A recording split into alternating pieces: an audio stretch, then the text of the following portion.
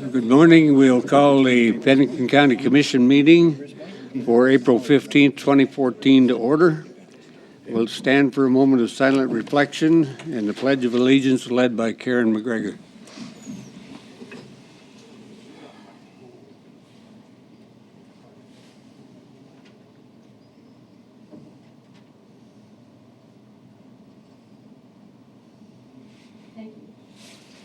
Pledge allegiance to the flag of the United States of America and to the republic for which it stands, one nation, under God, indivisible, with liberty and justice for all.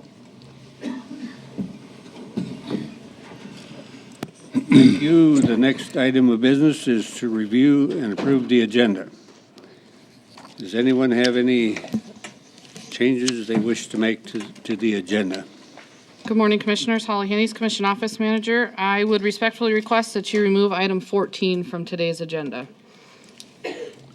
Item 14. Any other changes? If not, do we have a motion? Mr. Chair, make a motion to approve the agenda with the removal of item 14. Do we have a second? Second. Motion and a second to approve the agenda with item 14 removed. Any discussion? Hearing none, those in favor of the motion say aye. Aye. Opposed? Motion carried. Next item is the consent agenda. Holly? All right, for public notice, the Board of Commissioners uses a consent agenda to act on non-controversial and routine items quickly. The consent agenda is acted upon by one motion and vote of the board. Items may be removed from the agenda and placed on the regular agenda at the request of a board member or a citizen. Today, the consent agenda contains the following items. Approval of the minutes from the regular meeting of April 1st, 2014. Approval of vouchers in the amount of $2,634,566.22. Acknowledgement of the disinterment permit number 947065. To schedule a public hearing on May 6, 2014 for General Fund Supplement SP 14-003 for the John T. Vakurovich budget. Approval of the second quarter state and local agreement as submitted by Emergency Management. Number 10 is approval of the 2014 with the Bradski Road District as submitted by the Highway Department. And finally, number 11 is to recognize the volunteers for the month of March 2014 as submitted by Human Resources. Does anyone wish any of the items on the consent agenda removed?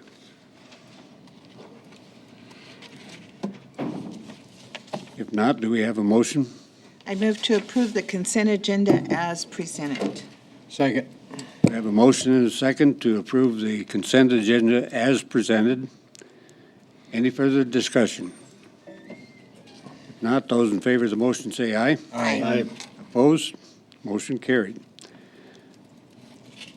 Next item is 2013 financial compliance audit, and you're on.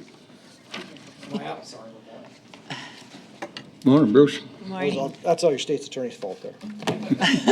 That's not real good when you stand in the hallway talking to state's attorney before this happens. Are you on work release? Before I got to come meet with you guys are a little concerned, are you? Are you on work release? No. You guys might be, though. That's what I'm getting at. Anyway, you guys should all have a copy of our engagement letter. Just here to let you know, I've been here a couple of weeks. I missed your last meeting. The time I realized you needed the letter in for the board packets, it was too late, so I've been here for a few weeks. Something I did not get in the letter, and I guess I wanted to ask you about, was I know the bonds have been paid off for the Juvenile Service Center, but has that compact arrangement still continued on, and do you still want that schedule? I've been putting a schedule in the audit report of revenues and expenditures for the JSC since that compact has existed and the debt existed. So, and I think KJ said that the agreement was continued. So I'm assuming, I guess, I don't know if you want that schedule in there or not. I didn't address that in the letter. I have in past years, but I wanted to ask that, I guess, today. I would think so. Kevin, do you want it? I mean, I always wanted it just so that if anybody questioned the funds coming in and out of that, but it's up to you. Kevin Tome, Pennington County Sheriff. And I agree, I think it'd be good to keep it, but I'll defer to the auditor's office too. And And I don't know if you got a copy of the new agreement or not. I don't know if I do or not. I'll have to look at my work papers. So it went from a compact to a joint powers agreement. okay. And Meade County is no longer part of the. She had said one of them, the yeah. Association of the counties Okay. involved, so. Okay. But, and I get you a copy of that if you don't Sure, have it. so. sure. And we can sure do it. It's not a problem. I just want to add, and it doesn't take a lot of time. I think I spend 6 hours or so, 6 to 8 hours, because we do some additional testing. Just specifically, we go through our regular testing, and that's kind of what the letter outlines, I guess. I didn't really get into that, what the letter's all about. It outlines our procedures and what the audit's all about. But after I've done our regular testing and revenues and expenditures and payroll, I see what has fallen out as far as it's related to Juvenile Service Center. And if I don't feel we have enough coverage to warrant that schedule, I'll do some additional testing. I'll pull some additional samples and do some testing. But it normally doesn't take me less than a day to do the testing I need to do and put the schedule together. So it's not a lot of time either, I guess. But Do you feel you need approval from us to go ahead with it? I mean, like a motion or? I'll just add it as a memo, and what I could do is maybe what I'll do is I'll redo this letter, this engagement letter, and I'll add that in there that you guys would like me to do that, and then just by you approving the signature, the approval of this engagement letter, that'll take care of it. I'll get a new one drawn up, of original copy, and then get it around to you guys to look at and sign, and that should take care of it. Is everyone comfortable with that? Yes. Okay. Okay, I'll get that done, and then you don't need to see this signed today, then I'll get another copy for you, and we'll get that done. The other thing I was gonna bring up and talk to you about a little bit this morning was the new software system that you guys are implementing, that you started June, July, August. We went live on the finance in June. A couple of our staff from Pier are coming out, our IT staff are gonna come out and take a look at it and do a little review on it. They haven't been out, last time somebody from our staff, the IT staff and Pier was out was about 10 years ago when you guys switched to KVS. So they're gonna come out and do some control testing and a little review of the Springbrook and just your old data processing area. There'll be a couple guys here, or a guy and a lady, I guess, will be out here the 28th, I think, starting the 28th of April. They'll be out here for a few days, I hope, a couple, 2-3 days, I'm hoping, and go through everything. They'll be checking with all the treasurer's office on the miscellaneous and the tax receiving process and working through with the auditor's office and data processing. So, the only other thing I wanted to talk to you a little bit about this morning, like I said, I've been here a couple days already, and I came across an agreement that I didn't know existed. It's about 20 years old. It's some kind of a joint power users agreement that you guys have with the city of Rapid on the, basically the 911 emergency service communications. And within that agreement, it talks about the user board can enter into any kind of contract. It sounds like the board 20 years ago, the commission board here gave authority to this user board to enter into any contracts. And what's come up now during my audit period is those towers, those 911 towers were purchased, and then there was also some software that was purchased as part of that. And there was a lease associated with the software. And that lease for $600 and some thousand wasn't run through the county commissioners at all. And I guess I got a couple concerns with that, because it sounds like from talking to the auditor's office, they were aware of the asset side of it, but they weren't aware that there was any debt. So we had some issues with the financial reporting side of it, that this lease existed and need to be reported. So it sounded like KJ found out, doing 20 questions with 911 people, that this $617,000 lease existed. So there needs to be some communications there somehow or another. I guess the other question would be is if that's something this board, moving forward, still wants to have. I don't know if that was the intention 20 years ago, to enter into any and all kinds of contracts, because I was sitting there asking questions, well, what if this would have been a $10 million lease? And they could just go out and exercise that and do that without your guys' approval or knowledge. So it's something that came up that I've been talking with them about, and I guess I just wanted to bring it to your guys' attention that I came across that and see if you guys want to revisit it or not, I don't know, but. If I may, Mr. Chairman, just a little additional background. And I'm currently the chairman of the user board for 911. We have the emergency management user board and the 911 user board, and I currently chair the 911 user board. And there is a more current agreement as well. Okay. That was updated, and I'll make sure you have a Okay. copy of that, because Okay. that was redone here not too long ago, so I can do that. But if there was a need to better communicate some of this, I guess we can. I thought we had communicated it previously in the discussions, but obviously we didn't. So if the commission wants us to bring that information forward in a different format or something, we certainly can. But we did run it through our user board, and I thought everybody was aware of it, so. I thought you did come before the board and talk about that this, part of this was going to be on a lease purchase Yeah. over a period of years. It seems to me we did, but again, I'd want to go back and, before I say that, for sure, I'd want to go back and validate that. But I thought we had discussed it. Yeah, because I mean, I think we remember it. There's a resolution that exists for the $1.2 million on the towers, but I didn't see anything in the minutes on the $617,000 lease for the, and I think they were both with Motorola, is that correct? I think they were both with Motorola. One's for the towers, and then there was another one for the software itself. And that's the one that there was nothing in the minutes for, was that 617. Whether that's what you're thinking of or not, I don't know. But all I had, and I've got a big resolution that you guys have passed and approved on the 1.2 million on the towers themselves.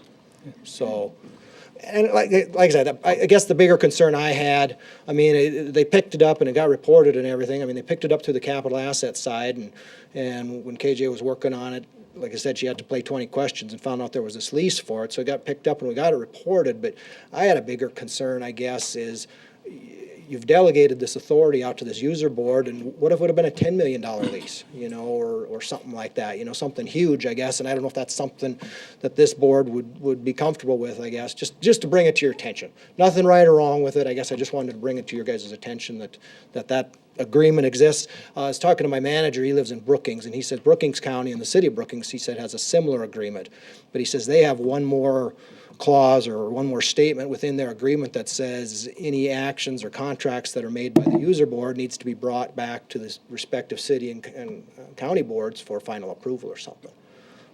That's what they do over there. So I don't know whether that's. Mr. Chair. Okay. Bruce, what I'm aware of with those two contracts is just that old contract had been replaced by a new one in recent years. I don't know anything more about the bonding, The about one that you have, yeah. yeah, so that's, yeah. So I'll take a look at that and see what the language is in there. Maybe it's been addressed already. I don't know. Anyway. This one? Would you come up to the mic, please? I would have to, somebody emailed it to me. I believe it was Leanne Hollingshead. So Leanne Hollingshead sent you that This one, agreement? yes. I think she sent it to KJ and KJ forwarded it to me, I believe. So. But it's dated from 1992. But 92. there's a new one, Kevin, Kevin says there's a newer one. that we don't have anywhere? There's a new agreement that Leanne doesn't have, or? We have one in the works, and they didn't know if it was finalized or not, so I'll Okay. verify. Okay. Okay. Like I said, there's Thanks. nothing, I just want to bring it to your attention because of what I found, and if there's another agreement, we'll take a look at that and see over there. I don't have anything else. I'll get a new letter drawn up and address that JSC schedule, and if you guys don't have any questions, I'll be out of here. If you think of something during the course of the audit, Al will be here next week, I think, we'll be down there at the end of the hall. Feel free. Thank you. Thank you. Do we need a motion to authorize the chairperson's signature on the updated letter? I think you probably better. That would be my motion. You don't want me signing papers without that. So we have a motion and a second. So what the motion says, that authorize chair's signature on this letter with that revision? That's correct. Okay. Any further discussion? If not, those in favor of the motion say aye. Aye. Aye. Opposed? Motion carried. I haven't spoken to you before, Holly, but would you please read the proclamation relative to paralyzed veterans?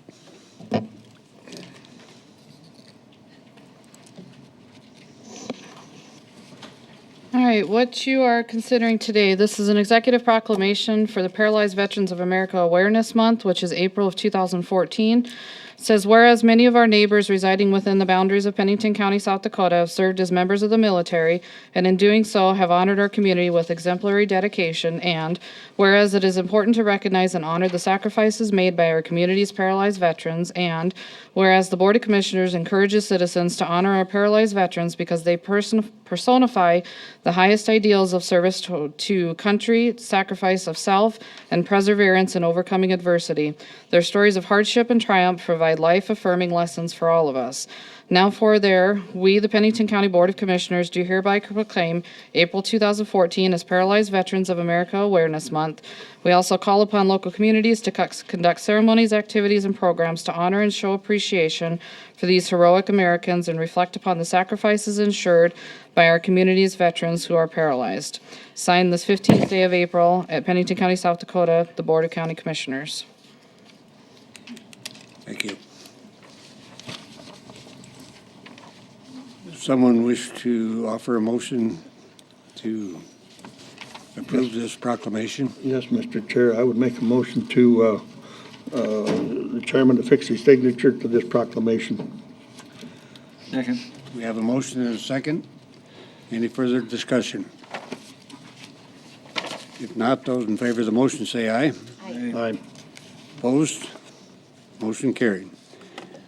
For those who perhaps arrived later, item 14 has been removed from the agenda. So we now move to item 15, items from the Highway Department. Good morning, Heine Junge, Pennington County Highway Superintendent. 2 weeks ago at your meeting, you asked me to bring forth some information in regards to establishing a drainage reserve fund. And I put together some information for you, and just for the public's information, the county currently utilizes drainage ditches and irrigation ditches throughout Rapid Valley. We have stormwater outlets into the racetrack draw, County Heights Drainage Basin, Hawthorne Ditch, Murphy Ditch, and I left one out, and that's the unnamed tributary drainage that goes by West River Electric. That one's right along Twilight Drive there, so we also maintain that one. In 2005, we developed a set of plans to enclose the Hawthorne Ditch throughout Rapid Valley. And the Highway Department still feels this is a viable project. It would not only improve the safety of the ditch, the sightliness of the ditch, it would also help alleviate some insect problems with mosquitoes and those type of things. And in order to do that, it's estimated at about a $2 million project. And in order to do this project, we feel it's necessary to start a reserve fund so that hopefully in 2, 3, 4, 5 years, we could get that ditch all covered.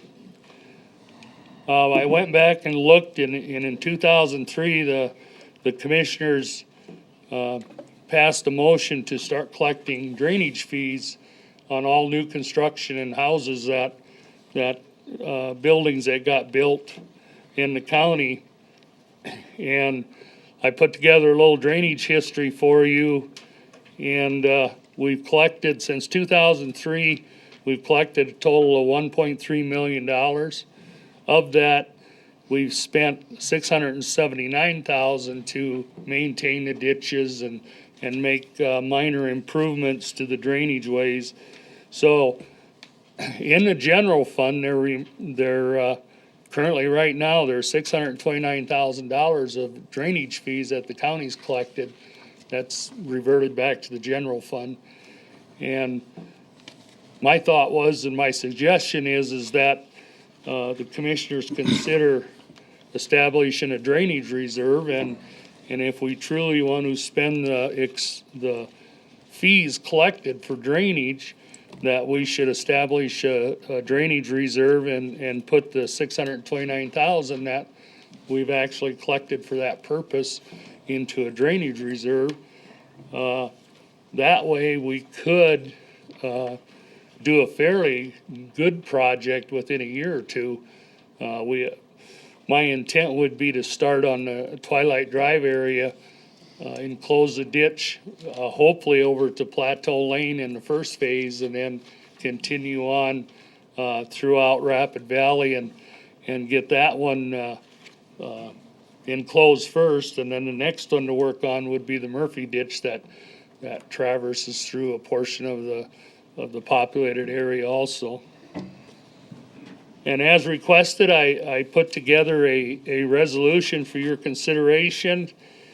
And it basically states that whereas the Pennington County Commissioners have determined it's in the best interest of Pennington County to establish a drainage reserve for drainage improvement projects, and whereas the board has this authority to establish a drainage reserve pursuant to South Dakota Codified Law 72151, and whereas this fund will be used solely for construction and maintenance of drainage improvement projects and will not exceed $3 million, therefore be it resolved that a drainage reserve for drainage improvement projects be established pursuant to South Dakota Codified Law 72151, and be it further reserved that the drainage reserve be funded with unspent drainage fees collected from 2003 through 2013 in amount of $629,725.05, and each and every year thereafter from unspent drainage fees,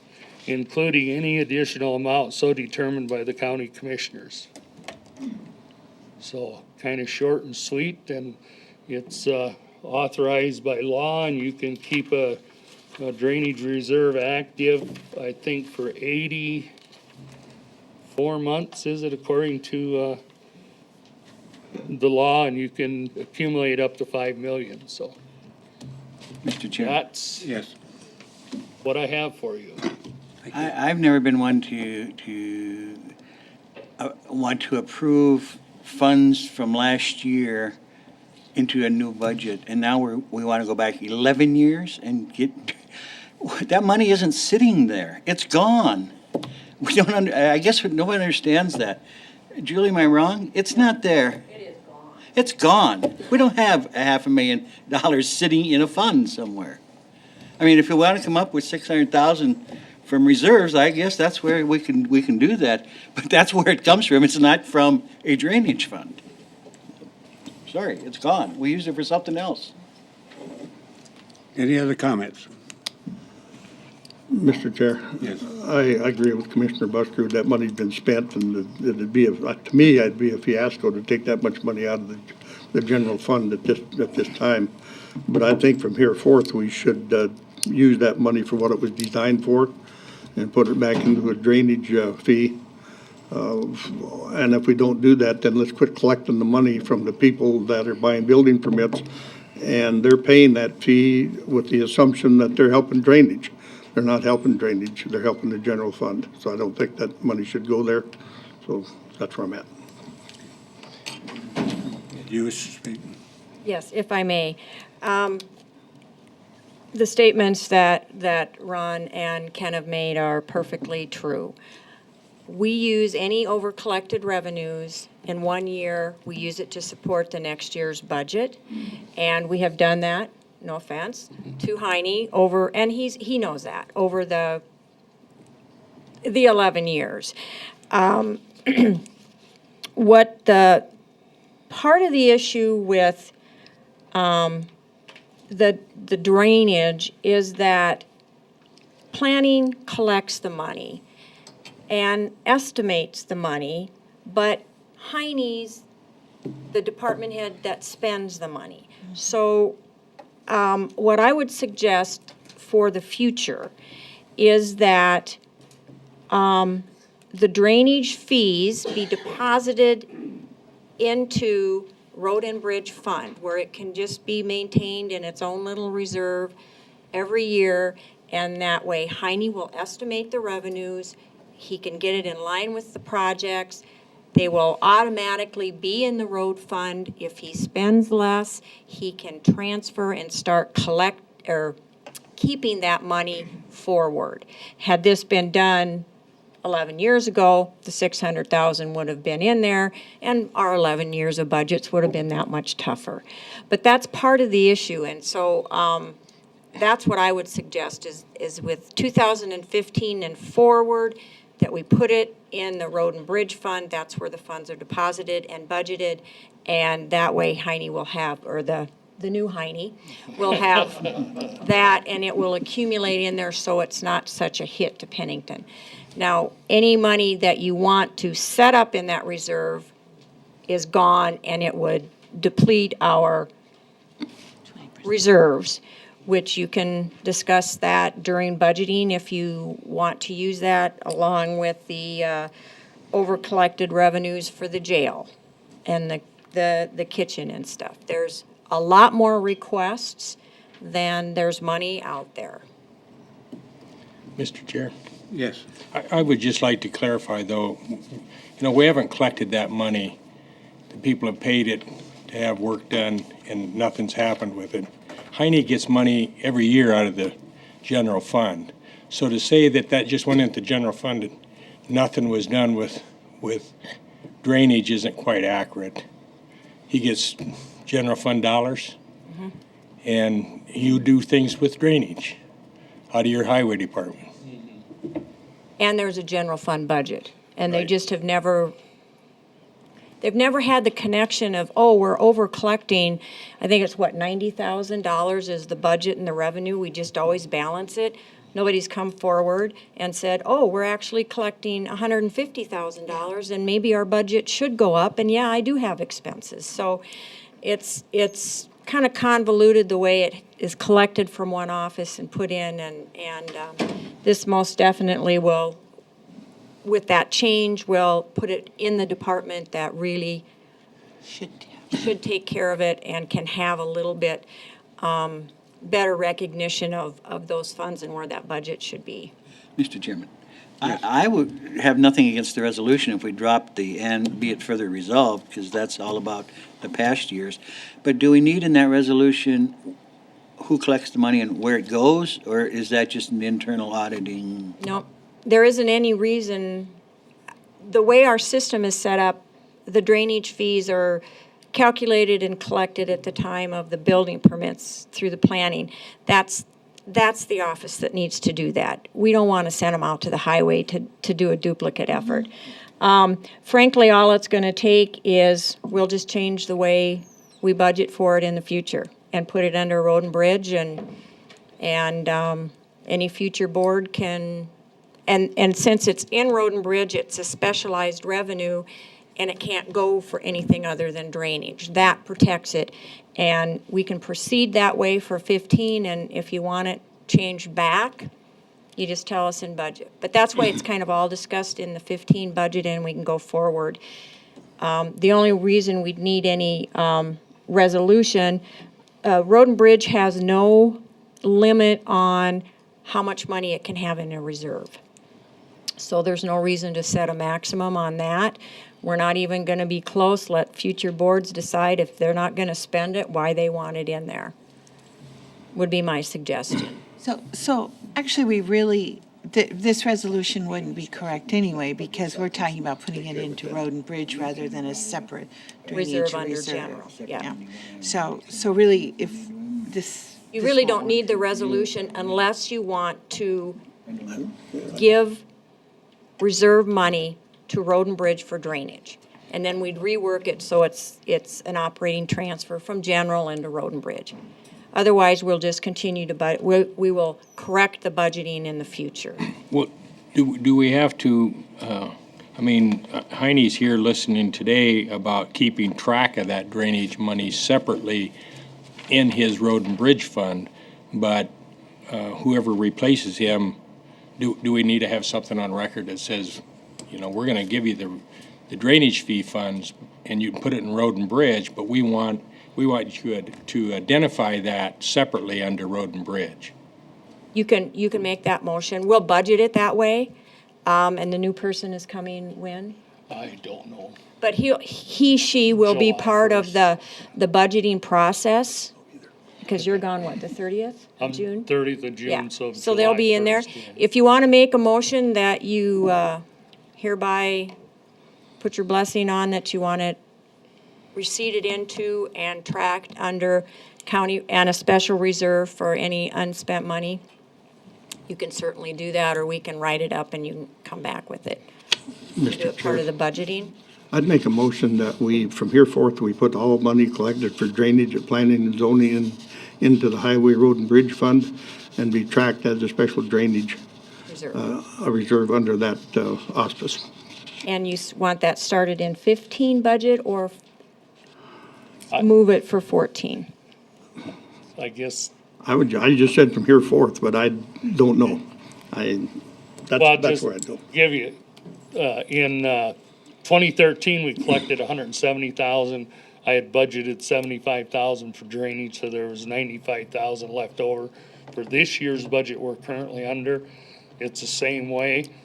I budgeted 75,000, but if we collect another 170,000, I'd like to see 2014 drainage fees Well, put into that. with the motion, if that motion passes, Julie, we're saying take the drainage fees fund and put it in a special reserve. So whatever is collected, even though he may only budget 75,000 to spend, if they collected 125,000, the whole 125,000 would go in that special reserve minus the 75 that he spends. Yes, Okay, just let's, depends upon what year Ken Just puts a on moment. it. We need a second before we continue.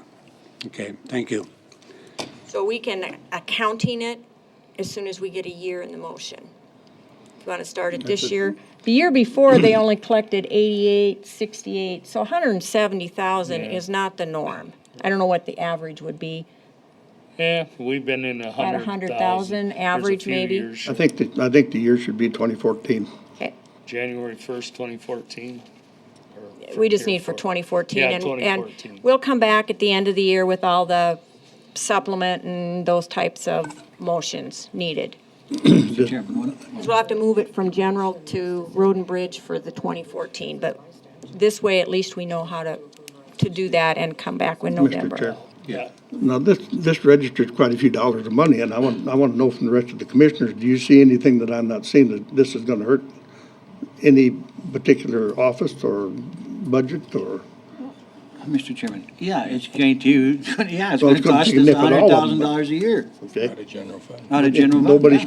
Nobody specific that, Planning and Overall. zoning would be the only one. I don't think it matters to Dan. they don't get any money out of it. They don't get all the they money out of it. Any over-collected revenue with this, as with anything else, goes into the general fund. It supports the reserves, and the reserves overall are applied to the next year budget to get us down to 20%. His aren't any different than any other over-collected revenues. But if you want it in a special reserve strictly for drainage, I think you should have a resolution, even though it's in the road and bridge budget, shouldn't we have it designated? And to designate it, it should be by resolution. Yeah, we'll come back with that in November, because then we'll know that I'll have a better Oh. amount. Okay. That'll work. Okay, Karen, do you feel you have a, Your motion is perfect. We know what, it's the accounting stuff that doesn't need to be in the motion. any other discussion? I knew I was good, Mr. Chair, but I didn't know I was perfect. Well, sometimes, It Thank you, is. Julie. Know exactly what we need to do. and Heidi, I She's commend you running for for election this year, remember? Yeah. getting our attention with the 629,000. At least, Yeah, you wanted the information, I'm the provider of it for you. Sure did. And it looked Okay. good to me, I could start a project right away. you'd Thank have it you. done. Oh, but to be fair, then you have to look at law enforcement, all their over-collected revenues that they want, and then you have to go back and say, so who didn't collect their revenues?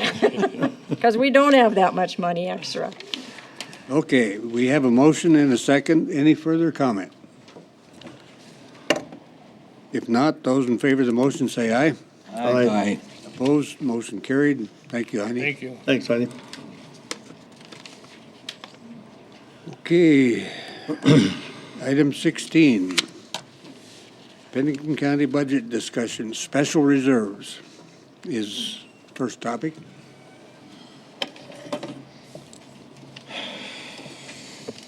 I wasn't directed to bring anything up on special reserves. I believe this was the board's request from specific department heads to discuss the already established reserves under the general fund. I don't believe there was supposed to be any discussion on the reserves in accumulated building. Those are the only two reserves that we need to deal with that have specified. General fund is the only one that, one of the reasons we put money in a special reserve is so that that money is there when we need that expense for most oftenly a planned project or a unexpected expense that is catastrophic. So I'm not sure who all you asked to report on that, other than Health and Human Services, if that's correct, and IT. Thanks. Hey, does anyone have any comments in regard to that? I've had the sense that in previous conversations, we've talked about an assortment of equipment reserves, et cetera, and had the impression that we were not necessarily in tune with what each reserve represented and what the plan was for it and so on. So am I off base on that? So where do you want to go? That's a list of all the special reserves we got under general. Yes, and if I may talk about that SDML pool reserve. As you all know, we insure ourselves through the South Dakota Municipal League pool. And this is an amount that we have invested in the pool that supposedly, we don't think so, but supposedly if we pull out or they close their doors, that we'll get that money. And we have to report it on our financial statements. Now, do we think we'll ever see that money if we close? Or if we stop it, they will have penalties on it and we'll never see it. If they close their doors, they're closing their doors because they're going bankrupt. So we have to have that money in the reserve, frankly, only to meet accounting financial reporting standards. We do not think it's a penny that we will ever receive. So technically, We don't have it. we don't have it. We're never going to get it, but we have to show it as a reserve because. Mr. Chair, So we can kind of spend it, but we have to still show it. do we actually have that in reserve as Pennington County, or do they have it as in reserve as the pool? They have it on their books just like we do. Do I Okay, think so- there's any cash out But there? who actually has the money? You'd have to ask them or DLA. We fought this for 3 years before we put it on our financials, and we lost. Could we ask for a statement of monies from that pool and say, where is this money? Do you have it in the bank, or have you spent it already? You can most certainly ask the municipal league. I don't know if they have to answer, and their answer is going to be no. They're not sitting with. You can go out to the DLA website and pull up how much money is in the reserves for this whole state of South Dakota that has insurance through the South Dakota Municipal League, but they don't have that amount of cash either. That's why I say it's just something we have to report. So Julie, did we actually send them that money? No, we have paid our premium, and this is part of their accounting also, that a certain amount of it has to be promised back to the counties if it's ever dissolved but it's not money we have, it's not money we have specifically sent other than premiums, and we don't think it's money, frankly, that we would ever see. It's an accounting thing, and like I said, we fought it for 3 years, and to get the comment off our audit, we put it on our books. But there's no money there. And it's not money we would ever have to give to them if they bankrupted either.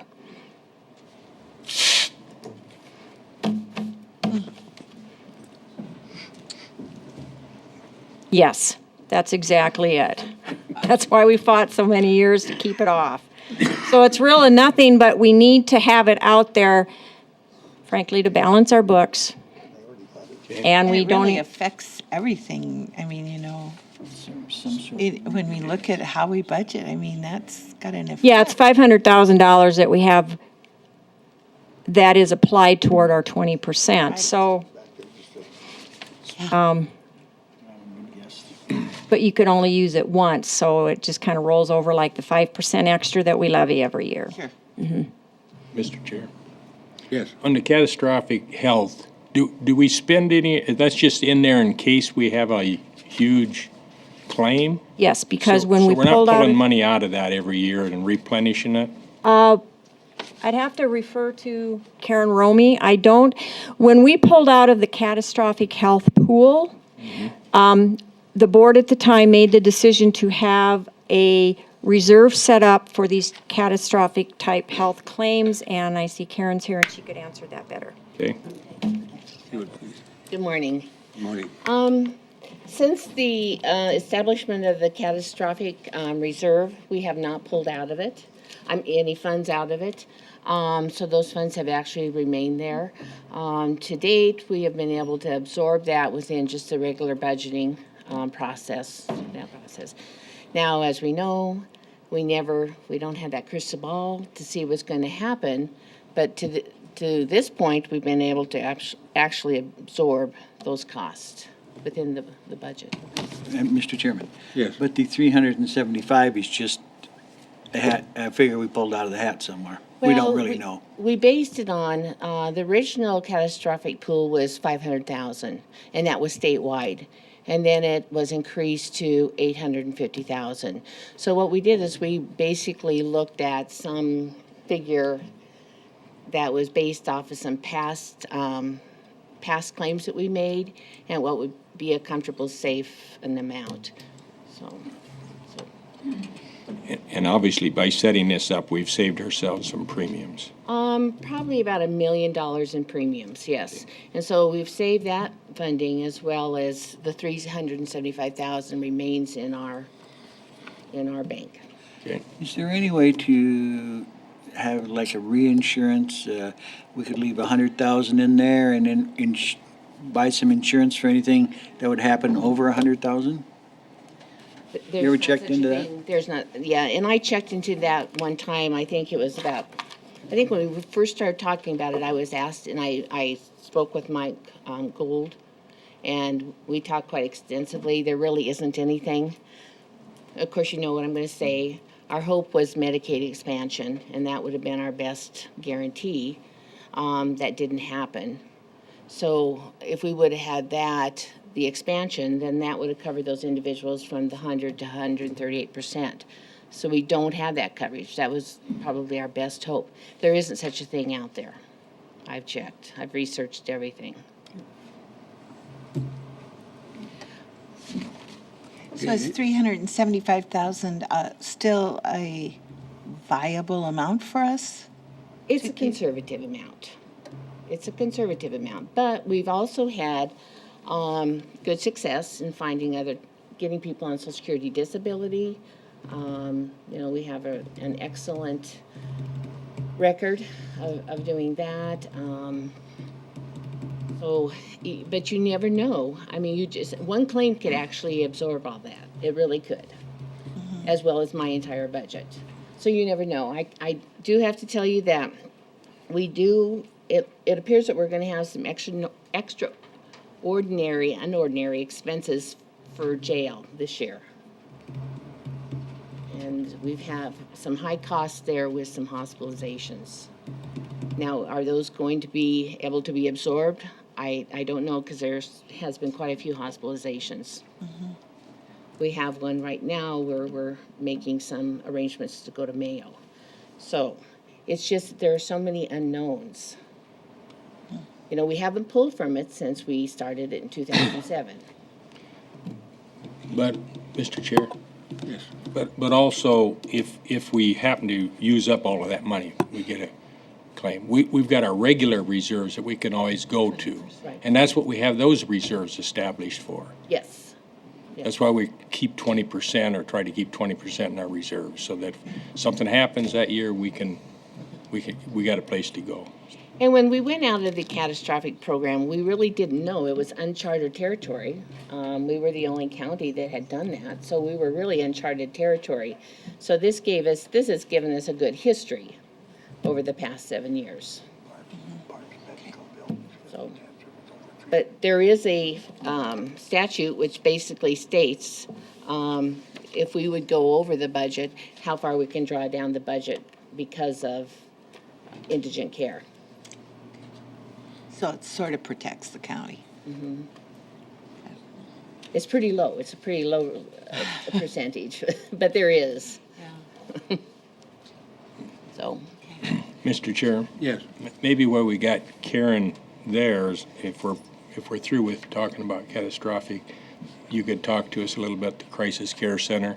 And, we established that with $1 million. Looks like it's down to $951,000 now. So we're pulling a little bit out of there, but can you tell us a little about that? when we originally established the fund, we had funding that we projected would last for 3 years. We are into our 3-year program. The Crisis Care Center has done a very good job of finding other resources. So we've actually been able to pull from some state funding, Medicaid, Medicare, private insurance, private pay. So we've been able to extend that funding. We're looking at right now, we're thinking that we could probably extend that into maybe next year. But then once next year is over, then those fundings, the original funders who said that they would put money in for the start of this will be gone, which would be the 2012 Rapid City Regional. Well, there's several different private funders as well, but I have a list of those for you. And so the intent was that we would establish a reserve that would have sustainability for the Crisis Care Center. And we wanted to ensure that that would continue on. The Crisis Care Center has shown its strengths in being able to look at other resources and reserves.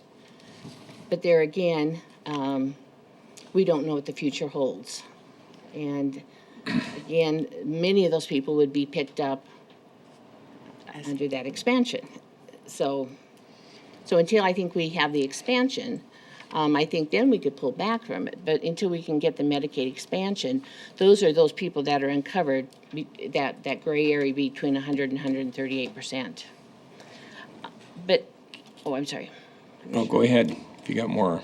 But, given that, I would really like to see the Mental Health Advisory Board be reestablished again. That we established that when we were looking at the involuntary mental health commitments, and we had a group of us at that time. Sheriff Holloway. We had from the State's Attorney's Office, the Public Defender's Office, my office. We just kind of got together. We really looked at everything. We really dissected everything, every process, from even the time that a certification would be delivered to the courthouse. Even by changing it 2 hours made a big difference in cost. So I would like to recommend that be reestablished again. And we look at the overall issues that are really concerning the county that have to do with mental health and substance abuse. And so possibly, instead of letting the money sit there, it could be something that we want to increase a program in another area that's going to help drive down those costs at the same time, instead of having those funds just be in a reserve. So what you're saying is if there is a program in the jail that could be expanded to Yes. help the inmates in those areas. To reintegrate back into the community. A program that would establish a bridge between the jail and like community health for medications. It could be an additional counselor needed for the jail, maybe additional person at rebound. All those make an impact for the county. And so with reestablishing this task force, you really look at everything, once again, like we did before. When we did that before, we have saved millions of dollars by doing that, because we totally reinvented the way that we are doing involuntary mental health commitments. The first year, the first 6 months, we saved, without even really digging into it, 150,000. It just continued to grow from there. So, I mean, it's a way that you look at innovation, you look at the way of doing things different. We can't keep on doing the things we've always done it because it's not working. We have to change the way we're doing things. We went into this group, everybody went into that group with open minds, discussion. We looked at everything, the simplest, like I said, just the simplest issue. And it took about 3 years to get us to the point where we were at, to the point where now instead of asking for a supplement for $250,000, $300,000 for the involuntary commitment budget, we're returning funds. So it's just reinvesting. We need to reinvest. Mr. Chair. Yes. Karen, we put this $1 million aside to sustain the crisis care center once the other funds went away. And you're saying that probably in another year or so, those other funds are going away. How much outside funds, the go-away funds, so to speak, does the crisis care center receive now? Let me see if I have a listing. In a year, I guess I'm looking at it per year. Okay. For operations, because really that's what we put that aside for, so that it wouldn't be a big hit on the county. Eventually, though, if the county is the resource it's going to need to keep that crisis care center going, and I think the figures show that it is a savings to the county versus putting them in Regional West at a higher cost per day. If that is, then rather than having $1 million reserve, we would just make a budget line item to support the crisis care center on a yearly basis, and we wouldn't need the reserve then. Is that correct? Yeah, and I think that it would take, we're into it 3 years now, almost 4, so that would be an option, or it'd also be good for that task team. I think we need to really look at the figures for the crisis care center, and I don't have those with me, but I know that Alan just recently gave a report, and I thought I had them with me, and I don't, which basically shows there's about 6 to 8 different funders right now that are funding the crisis care center. Many of them are private foundations. When those go away and we take that funding away, what is going to be needed based on the current usage? And we could project that out. I think that's something we could do fairly easy. I'm going to suggest that we move this discussion into our budgeting schedule. I think right now we're more focused on the principles surrounding reserve funds in general. And the details, such as Karen is pointing out, are important, but I think we can more correctly focus on them during the exact budget discussions, if you don't mind. Yes, I can come back with some Thank you. suggestions. Any other discussion about the reserves? Mr. Chair, we have for some time had an assigned equipment reserve, and we have used it for various things. But we haven't been putting anything back into it. I mean, we've used it for a computer, a vehicle, a copy machine, those kinds of things. And I do believe that as we go through our discussion, we should really look at that. And we also should really look at the IT equipment reserve and get a feel from our IT director of what he sees in the upcoming years and those things that we need to we know we're not going to need to replace just to keep up with technology. So I think as we go through this budgeting, we really need to figure out, are we going to keep the assigned equipment reserve? What needs to change as far as the IT equipment reserve? We need to know how we're going to use that more effectively.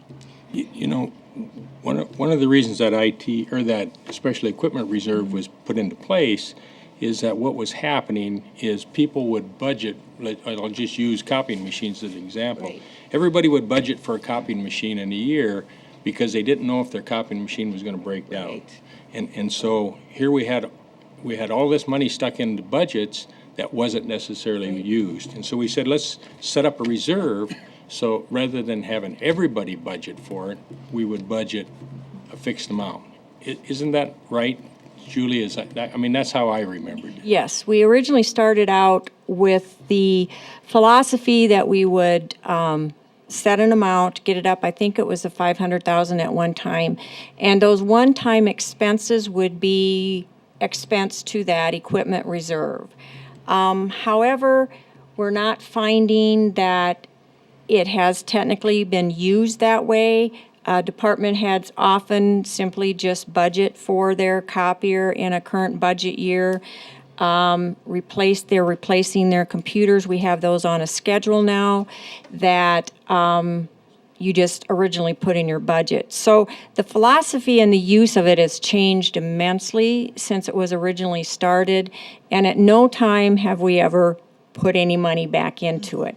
So it's kind of it needs to be more of a philosophy discussion by the board in this budget year if you want to see that type of list sent to the board during budgeting to say this is what we need, and we just budget more money every year for equipment, or if we totally do away with the equipment reserve and its use for emergencies, which the ones we're seeing aren't emergencies, and they just need to budget for it accordingly. And I think with budgets becoming tighter all the time, they are a lot more careful in that aspect. And plan for replacement rather than wait till it dies. Yep, there are going to be copiers that die, but then that's kind of what contingency is for. So I see if you change kind of the philosophy and the direction that you give the department heads for budgeting, that you could do away with that one. If you feel more comfortable, you could increase your contingency fund by a little bit to cover for those emergencies. But, you know, I budget for our stuff, and our copiers are like the commissioners. They're on a lease, and so they're maintained. You usually have a maintenance agreement on copiers anymore because they're so technical. Mm-hmm. So it's kind of changed through the way we have proceeded. That assigned financial software, that is the end payment on our software contract, so that will be moved in November and not budgeted in the future. I can't talk about IT. That would be Russ's. Okay, any other discussion about reserves? And not sure exactly the sequence, but I would think as we talk to individual departments, maybe we can extract or develop a philosophy that applies to the reserves. I'm going to suggest now that we work on the budget guidelines, and the number one question that we need to bring forward is the answer on COLA, merit, healthcare, and frozen levies as question marks. So does anyone have anything to offer relative to COLA? I did send to the board the estimates for the different ranges of cost of living and The merit steps, as we now have them set, are the full step, which is 2.5, and I estimated those expenses also. And thank you, Holly, I can't find that memo. Just for you, reiteration, and for the public, the cost of living granted, authorized, if you will, by the state is 1.4%. To the wage scale will cost approximately $430,000 for a year. Matching for Social Security and retirement is an additional $63,000. The 86% of employees will get a merit step in either January or July. That is estimated at $660,000 based off of that 86%. However, I am not sure how other departments, especially the larger ones, calculate their merits. The smaller departments, you pretty much know who's getting merits and who's not, and who you're letting go and who's leaving. But I believe it's much more a difficult process in the larger departments such as law enforcement and probably highway. And I don't know if they budget the 100% of employees receiving merit so that if they do, they have the money available. So if the 86% continues, that would be an additional $660,000. If 100% of the employees receive their merit, which has never happened, by the way, is $767,000. Matching Social Security and retirement benefits on that would then range from $63,000 to $105,000. Those are ranges, again, depending upon what the departments do. Healthcare Trust Board, Heine's here, I don't know if they've actually said it yet. It always becomes an issue because we start budgeting before they get their renewal prices in for the July renewal. And I don't know if what they have, what they've decided. I did send you an updated cash analysis of all the funds because we had growth figures were somehow totaled wrong, and, you know, it just always seems they were totaled much more than we received. So that came down, and that information is given to you, and again, that is only estimates. We take the full assessed evaluation. You'll be working on those in your assessment hearings, as well as it has to go through local boards, county boards, state boards. And then that factor that's applied from the state comes after all of those counties have averaged to this 85% magical figure for levying for schools. But again, that is as close information as we have at the time. Julie, on your estimates for COLA and your estimates for the merit, that's based upon this year's salary. It's based on this year's salary, assuming that everybody that's working today is going to be working next year. Yes. And so that never happens. Nope. And so those figures are not the figures that we would actually see the budget line item for salaries go up, because there's people that leave and we hire others at a lower rate. That's true. I'm not, as for budgeting, you would probably have a better explanation or for the larger departments. I mean, I know when I have to budget, pretty small department, if I have to budget for a large payout, I know if I have a C-grade employee that I'm going to be getting rid of. I have longer-term employees. It would be a big savings for mine. But I don't know how they do it in the larger departments, if they make any kind of assumption that, oh, we're going to lose 25% of our employees. I just don't want to mislead people to think that if we give a 1.4 cost of living, that it's going to cost us another $430,000. No, it will over not. what we're currently budgeted. Because what we currently budgeted for 2014 was set in 2013. So a lot of those people have already left. We've hired at a lower salary. So that's how we get salary salvage at the end of the year of 14. And so we're going to have a better, I mean, we're still It going to. will be less. it'll be less. But to give you some idea, Sure, I this is what we appreciate use. We use it off of current salaries being paid. KJ went through this long calculation and came up with these. So it's not off of budgeted line items, it's off of actual. But you are correct. We could have, we have 2 longtime department heads that may retire in 2014, and they were included in that. So. Thank you. But that's the most, that's the maximums that it should cost you for budgeting. So your merit was calculated at what, 3%? Though merit steps are 2.5%. 2.5%, okay. And we may still have a few employees on that little B step because they didn't get one to clear them off in January. That may apply in July, which would, of course, lessen that. We're not using that middle step anymore. And never have we given 100% merits. So, It wouldn't be merit if it, no, we are very, actually, I have to comment the board and the department heads on the board on implementing a merit system. It is very, very effective in Pennington County. okay,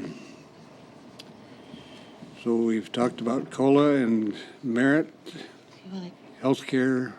What do we have on that? If I may add one thing, Yeah. Linda. As you know, that for budgeting purposes, the board needs to set, if you're giving merits, if they're going to be the full step, you instituted that half step for one that frankly messed up our scale.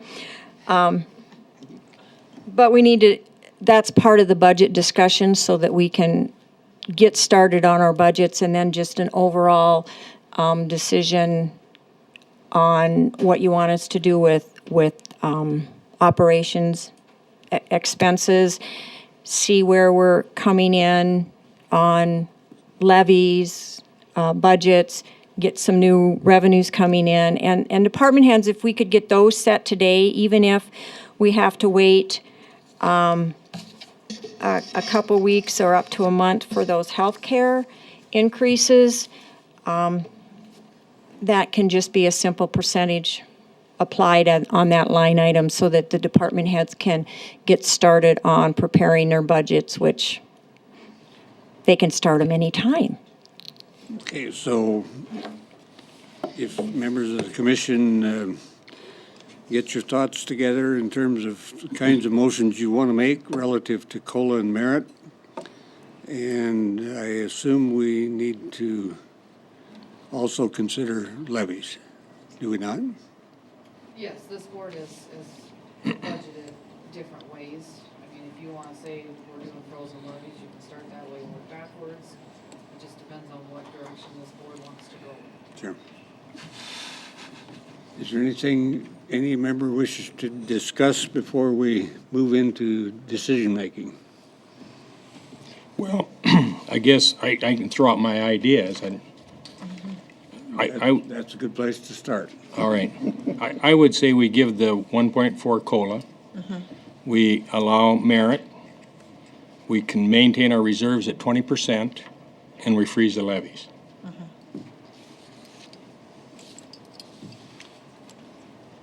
That way, then the department heads can look at it. Maybe they're going to have additional revenues that can help support all this. At least we'll see where we're at when they come in with their first round of budgets. If they come in and we can do those things, and whatever the healthcare has to increase, but we can do those things and still have a frozen levy, then it would seem to me like that would be a responsible way to handle it. Is that a motion? Well, I just discussed it, so I don't think I'd make the motion. Maybe somebody else Mr. can. Chair, I also want to, I'd like Heine to reflect for us on the healthcare trust board and kind of what we're going for, because I think that's part of the important discussion. I don't have any recommended increase today. We're still waiting for proposals from our stop-loss carriers. That will be a big influence on what we have to do with our premiums. If they stay in line, we're looking pretty good. I know I've came in asking for money the last 3 years, I believe, because we had no reserves, and our reserves are a little over 500,000. We had a good year last year, and it's all gonna hinge on the stop-loss premium before we can make a recommendation. Didn't have those numbers, and I'm not a person to get numbers pushed in front of me the day I have to make a decision. So they're supposed to have the numbers to me by the end of the week, and the healthcare board's gonna decide next Wednesday. And as soon as we make a motion and recommendation to the board, we'll give that information to the department heads, and they could start punching those numbers into their budgets. So today I don't have the information you're requesting, but I don't think it's gonna look too bad.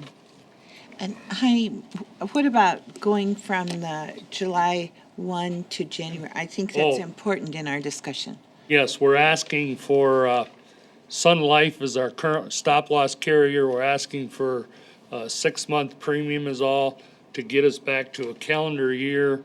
The healthcare board's always been on a July 1 to June 30th year, and it makes it very difficult to look at premium increases and all that stuff during the middle of the year. So with changing the well mark last year, everything is gonna go back to a calendar year, January 1st, December 31st. That way we'll have all this information prepared and ready for people to budget and make those decisions. It's gonna be a lot easier and better to work with the county's calendar budget year if the healthcare is on the same calendar year. So we're moving in that direction. Thank you. Any other comments or questions? Mr. Chair, I think Commissioner Holloway had a good idea with his statements about the coal and the merit and the reserves and the frozen levies. And so I don't think I can really add anything more to it, but I will do everything I can do to attempt to stay with the frozen levies during the budget cycle. So, Mr. Chair, I would make a motion that we grant a COLA of 1.4, a merit step, that we wait on the healthcare decision and that the reserves be held at 20% with a frozen levy. Does that get it all in there? Do we have a second? Second. We have a motion and a second. Discussion. Mr. Chairman, I just have one, and I'm going to vote in favor of this with the proviso that I don't want it said somewhere down the line, we already voted for the merit increase. No, I'm voting to have this the beginning steps of a budget. Okay? Anything else?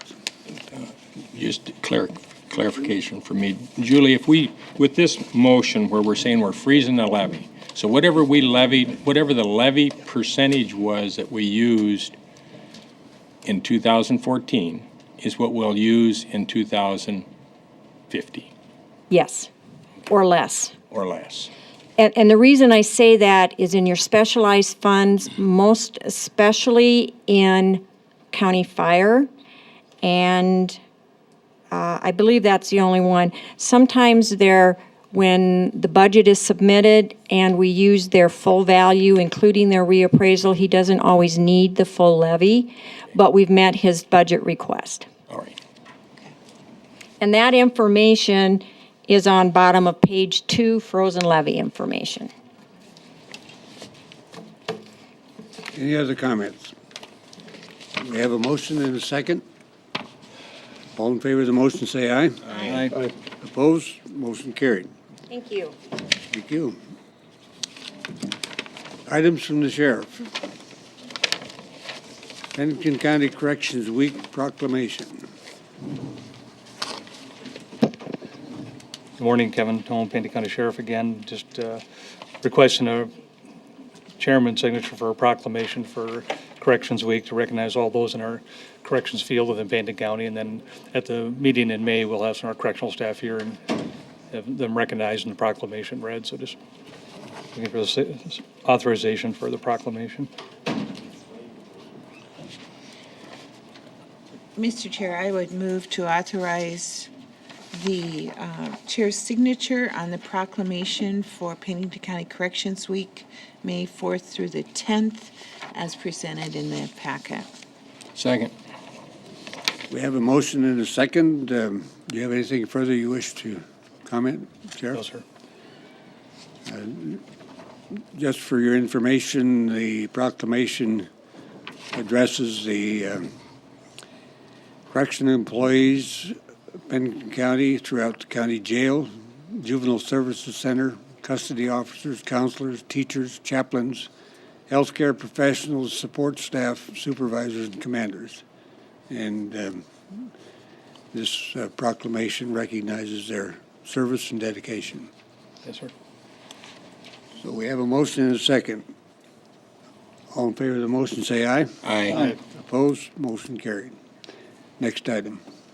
The other item is just a request to amend the work schedule. And if, in the county handbook under 3.12, where it talks about work schedules, the work week is defined. You know, if we want to deviate from the work week, we need permission from the commission. And we've worked with Nick on this as well as our own HR people, so we're on the same page. And this year during the rally, in anticipation of next year, is part of why we started it. But we're bringing some additional out-of-area law enforcement on, 10 extra bodies. And really what it's for is Keystone, Hill City, and Wall. We just don't have a presence out there early enough during the day. I mean, by 10 o'clock in the morning, those towns are thriving, and we literally have nobody on the street working. This will give us the ability to do that. By amending the work week, it's going to reduce or minimize the amount of overtime we would have to pay them. So it's to our advantage to minimize it, or to minimize the exposure on the overtime by modifying the work week. It's allowed under the Fair Labor and Standards Act. So just request permission to amend the work week for those temporary hires for the rally. So, Mr. Chair, I would move to give the sheriff permission to amend the work week as presented. Second. We have a motion and a second. Any further discussion? Yes, Mr. Chair. I don't know if Nick or you, Kevin, can answer this. The motion says it's for the temporary hires, but if you make this amendment and put it into policy, then you could use that if something came up that you wanted to change the work week for your full-time staff, you could do that as well. You just want it for the temporary hires for the rally? That's all we're asking for at this time is temporary hires for the rally, and to have a broader discussion about changing the work week schedule. You know, Nick and I visited about that a little bit, but I think it's a broader discussion to Okay. do a permanent amendment. So. All right. Good morning, Nick Strout, HR Director. Yeah, and Kevin and I were visiting this morning about this, and with this, I would really prefer to keep it as a narrow scope. If we want to have a broader discussion about our work week and deviations from the work week, I think we could have that. But just with this motion, I would really like to keep it narrow, because we haven't fully vetted it out as far as, for the sheriff's office or for our side of the county. So that would, and Kevin was fine with that, so that would be my Okay. wish. I guess, Mr. Chairman, Yes. Mike, don't know, don't really care. You can do that for just a certain select bunch of people? Yes, in the Fair Labor Standards Act, it allows you to adjust your work week for different groups of employees, as long as it's defined and in writing. Yeah, law enforcement. Law enforcement, firefighters, they have, there's a whole section of the act just for them. I think there's something on medical too. Yep. EMTs, nurses. Okay, we have a motion and a second. Any further discussion? Not, those in favor of the motion say aye. Aye. Opposed? Motion carried. Thank you. Thank you, Kevin. Mr. Chair, could I have just a couple of seconds here? I want to say something about the proclamation for the jail employees and things that we're going through with the Corrections Week. But I think most of us let slip by the knowledge of the fact that those people put themselves in harm's way every day they go to work. And more so, I think, than probably any other county employee that works for the Pennington County taxpayer. And I I think we should spend a little more time over our year in the county and kind of give those people a pat on the back. They deserve it. They go out of their way to do their job. They get paid well for it, but they go out of the way to do it. And they're really in a dangerous location in there without any real means of protection. Thank you. Okay. Next item is the item from Extension. Tiffany?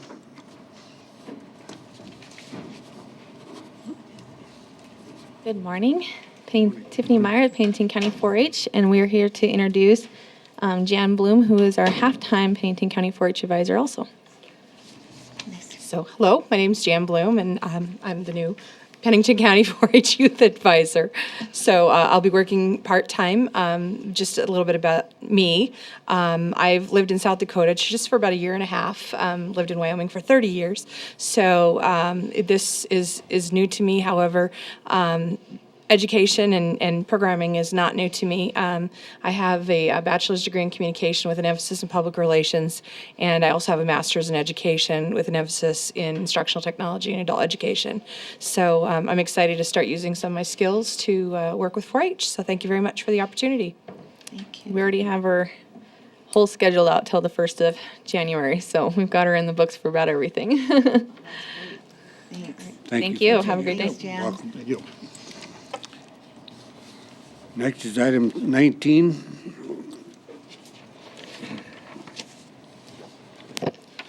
Good morning again, Nick Street, HR Director, Pennington County.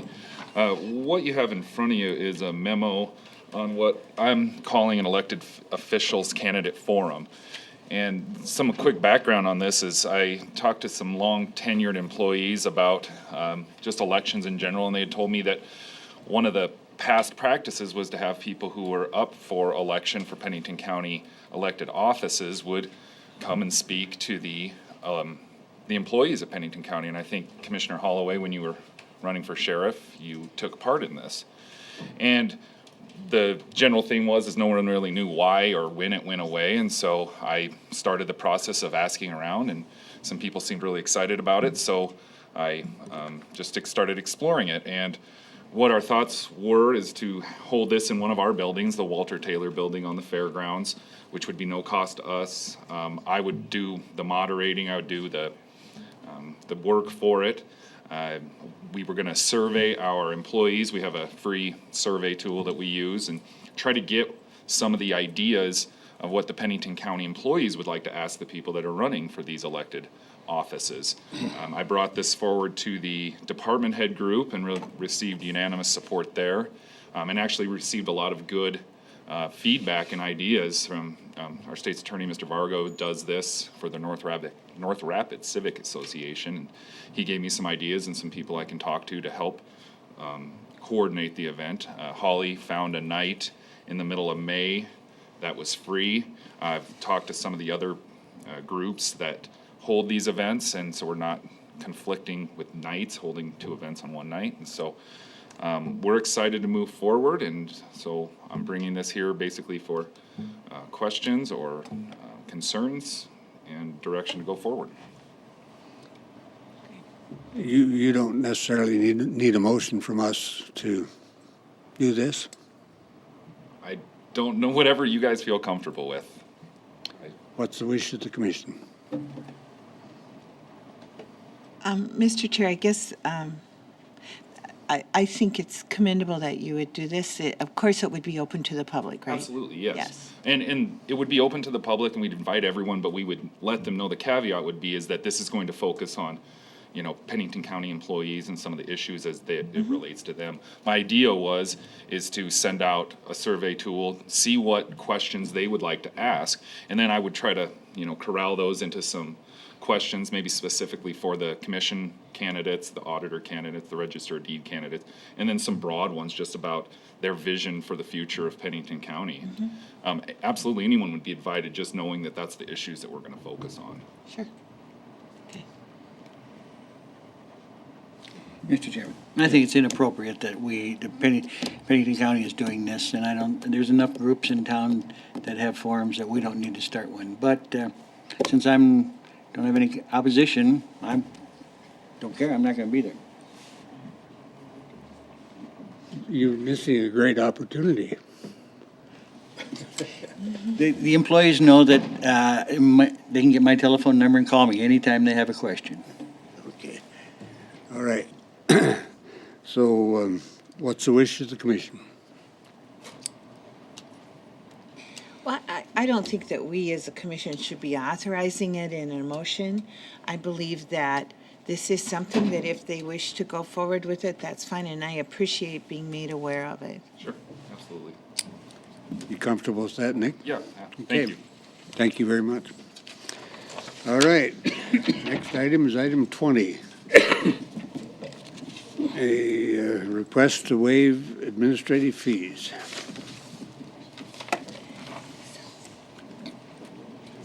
See, where are we? These aren't Oh, administrative, yeah, here we go. these aren't administrative fees, are they? They're conditional use permit fees. The way I read it. I'm Dan Pulse. And what I'm requesting is I would like to reapply for the conditional use permit to rent bicycles and run my shuttle service. Would you move the microphone over closer, please? Thank you. And what I would propose, I paid all the fees and stuff last year and really took a financial beating over the summer, is if there's any way the board could waive the fees, the $370 conditional use permit fee. I paid the fee last year and obviously didn't get the conditional use permit. I would pay the mailing, and I don't know what else would be required, but I would like to have this looked at again if I could. Okay, we do have a letter from you, Dan. Do you want to comment?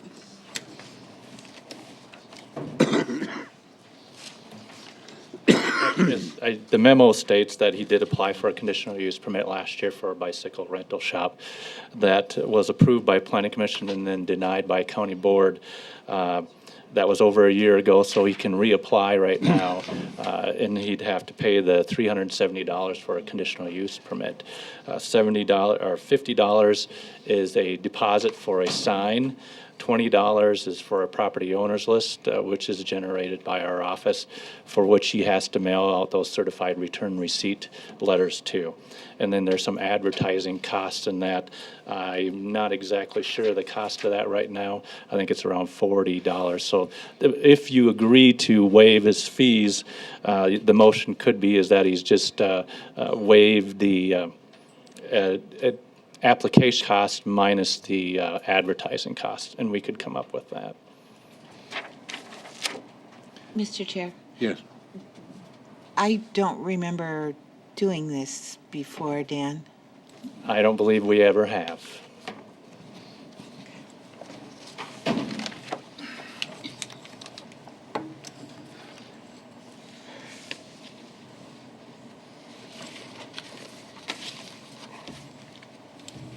Any other comments or questions? I guess my comment would be, we established the fees. I think the fees, if we're going to have a fee, it has to be equally applied to everyone. There's no reason to waive this fee other than the fact that he applied a year ago, and the law allows him, or the ordinance allows him to reapply within a year, and it says that he has to pay the fee again. So I guess I don't know why we would do it. I frankly don't think we should be doing it. Well, the reason I was asking, because I didn't get the packet until 3 weeks after the hearing, which Dan says was mailed the Thursday before, was 6 distinct lies in the appeal. So the picture that was painted of me to you folks was not a true picture. And I came in here and I can't even describe the feeling that I left this building with. And just clarification, he's indicating the lies did not come from our office, No, but they from the didn't. letters that were part of the packet from the neighbors.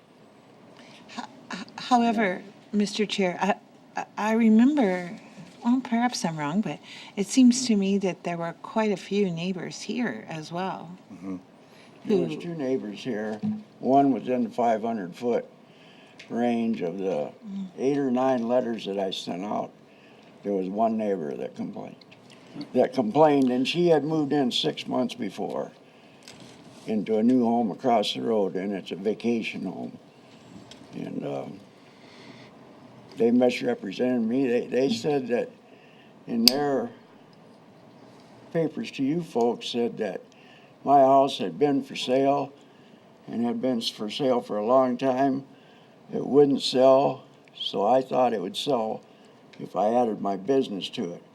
My house, I've been living there since 1987, had never been on the market, was not on the market.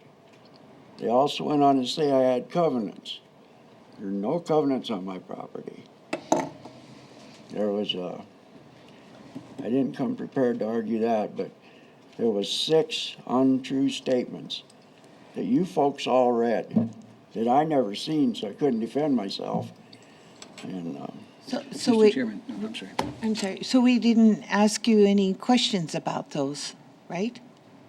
I thought we were asking questions about the information I that was we were totally given. in the dark as to what was going on until 3 weeks later, and if you remember, I came back in here and voiced my opinion. Yeah, because I think I do remember talking about some of that stuff. So I guess I'm surprised that you didn't realize that we had more information than you. I mean, it would have been in the packet that was at the meeting.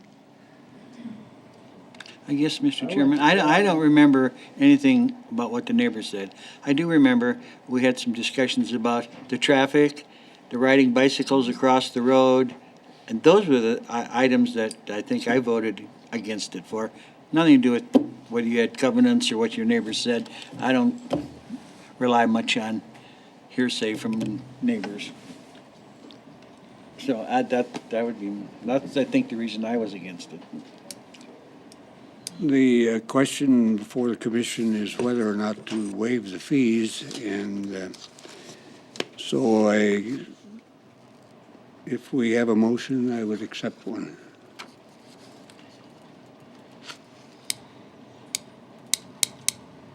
So, Mr. Chair, I would move that we do not waive the fees. Do we have a second? Second. We have a motion and a second. Mr. Chairman, Yes. Dan, why would this gentleman not have been given the same information that we had ahead of time? We Well- did. We mailed it out as just unfortunate incident that it didn't get delivered to him till almost 3 weeks later.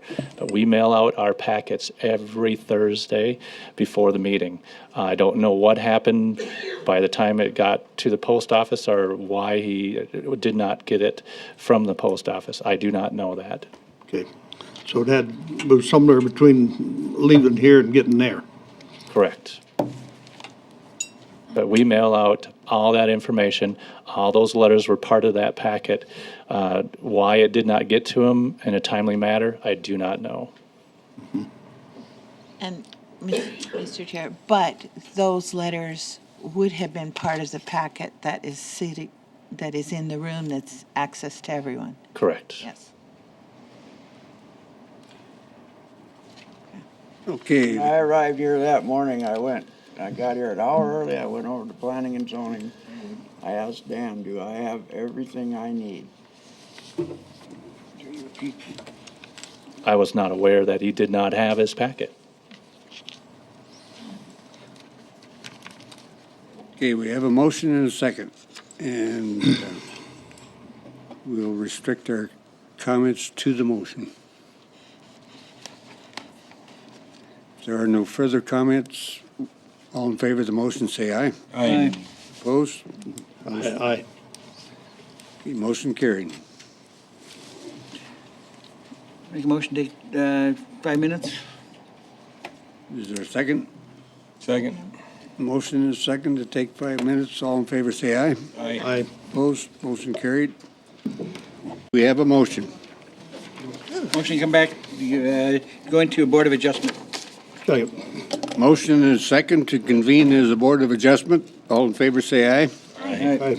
Opposed, motion carried. You're on, Dan. Good morning, Dan Jennison, Pennington County Planning Director. Item A is a variance request 1406 for John Donahue, Fisk Land Surveying as the agent, to reduce the minimum required lot size from 1 acre to .29 acre and .61 acres in a suburban residential district. Staff is recommending this be continued to the May 20th County Board meeting. So moved. Whoop. Go ahead. So moved. We have a motion. Do we have a second? Second. Motion and a second. Any further discussion? If not, those in favor of the motion say aye. Aye. Opposed, motion carried. Item B is a variance request 1407 for Verizon Wireless, John Rowe as the agent, Joseph TheBurge as the owner, to reduce the minimum required setback from 1.1 times the height of the communications tower, 190 feet in a general ag district. And staff is recommending this be continued to the May 6th County Board meeting. So moved. Second. Motion and a second. Any discussion? Mr. Chair. Yes. Dan, you might tell the board kind of why that is. Okay, yesterday at Planning Commission, it was discussed for the telecommunications permit, which they need to put the tower on this property to possibly locate it on a different piece of property. So in lieu of that, we're just recommending that this be continued so it's in conjunction with the telecommunications permit. Any further comments? Thanks, Dan. If not, those in favor of the motion say aye. Aye. Opposed, motion carried. Item C. Item C is a variance request 1408 for Alan and Michelle Johnson to reduce the minimum required front yard setback from 25 feet to 11.5 feet in a suburban residential district. Staff is recommending that if this is approved, one condition be attached. This is located at 12630 Highway 244, adjacent to the northwest corner of Palmer Gulch Resort off of Highway 244. Property is currently zoned suburban residential district. The purpose of the setback variance is to allow for the property owner to build an addition onto the existing residence, which contains a main floor bedroom and a new deck. The property contains a single-family residence with an attached garage, well, and an on-site wastewater treatment system. The residence was originally built in 1983. Right now, the only access to the property is through Palmer Gulch Resort to the east. Access rights are granted through the development. He plans to build a 29-foot by 57-foot addition on the east side of the house. This will include a new master bedroom with a deck, and the reason for this is for health reasons, to have the main bedroom on the main floor of the property. There's a well and an existing in-ground hot tub on the west side of the property. The garage is located on the north side of the house, and the septic tank and drain field are located on the south side of the house. As you can see in the pictures, this is where he wants to build. The property line is shown in the red, and he wants to build it just on that east side of the house.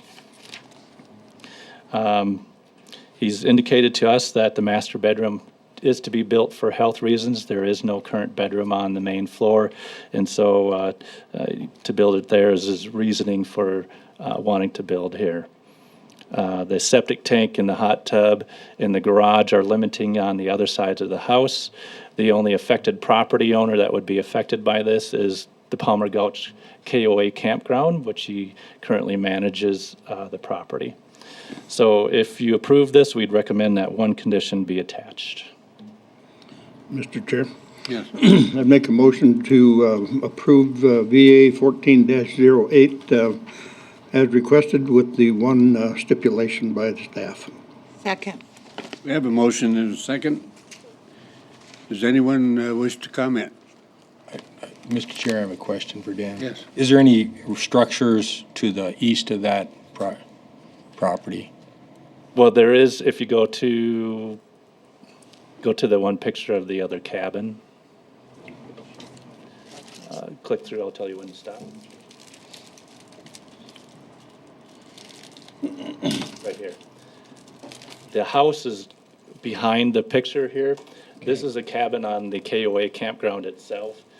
It is a rental cabin for the KOA campground. So that's the only structure that's even close to the new house that the addition will be added onto. Okay, thank you.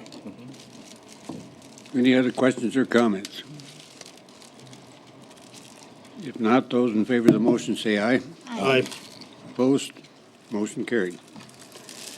Item D is a variance request 1409 for Richard Hewling to reduce the minimum required front yard setback along the north property line from 25 feet to 20 feet to bring an existing residence into compliance to allow for the construction of a shop building in a general ag zoning district.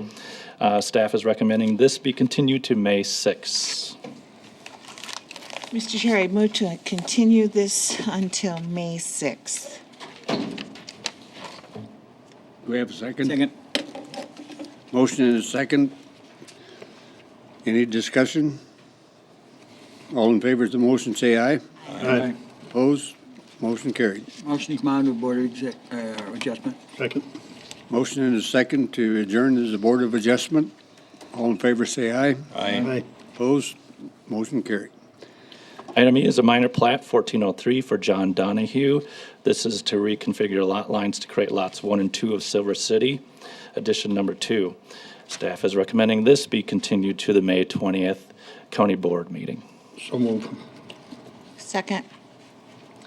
Motion and a second. Any discussion? Hearing none, those in favor of the motion say aye. Aye. Opposed? Motion carried. Thank you. Item F. Good morning, Brittany Molitor, Water Protection Coordinator. Item F is the Spring Creek Watershed Management and Project Implementation Plan Advisory Group recommendations from their March 17th, 2014 meeting. The recommendations were presented to you at the April 1st, 2014 Board of Commissioners meetings. The 3 recommendations included that the Pennington County Board of Commissioners approves 2 on-site wastewater treatment system applications, SPC 2013 PC 96 and SPC 2012 PC 89, and allows the applications that were not funded to remain pending and to be considered for the next round of applications. The second recommendation was that Pennington County sends a direct mailing to property owners located within the watershed requesting cost share applications and allows 4 weeks for responses. And the third was that the Pennington County Board of Commissioners approves the 2014 Spring Creek Watershed Management and Project Implementation Plan Segment 2 Water Quality Monitoring Plan. And the requested motion is what? To approve 2 on-site wastewater treatment system applications, SPC 2013 PC 96 for $3,500 and SPC 2012 PC 89 for $3,500, and allow the applications that are not funded to remain pending and to be considered with the next round of applications, to send a direct mailing to property owners located within the watershed requesting cost share applications and allow 4 weeks for responses, and to approve the 2014 Spring Creek Watershed Management and Project Implementation Plan Segment 2 Water Quality Monitoring Plan. Any questions or comments? So you want all 3 of those actions in one motion? We could, sure. Are we going to do that? Okay. You make that motion? Mr. Chair, I would make the motion as presented. Is there a second? Second. You have a motion and a second. Discussion. Is there anyone who wishes to comment? Good morning, Commissioners. Denise Livingston. I'm on the advisory board and I represent West Dakota Water Development District. And I would just like to ask you to consider not approving the on-site wastewater portion of the recommendation. The reason that I have is that we looked at one application last March, and that application ranked 46%. Then the recommendation came up to approve these other 2 applications. Both of these applications rank even lower than that one. All I'm asking for you is that perhaps just take those two off so that they can be considered pending with the other applications. And then when we look at the other potential applications that come in, consider them at that time.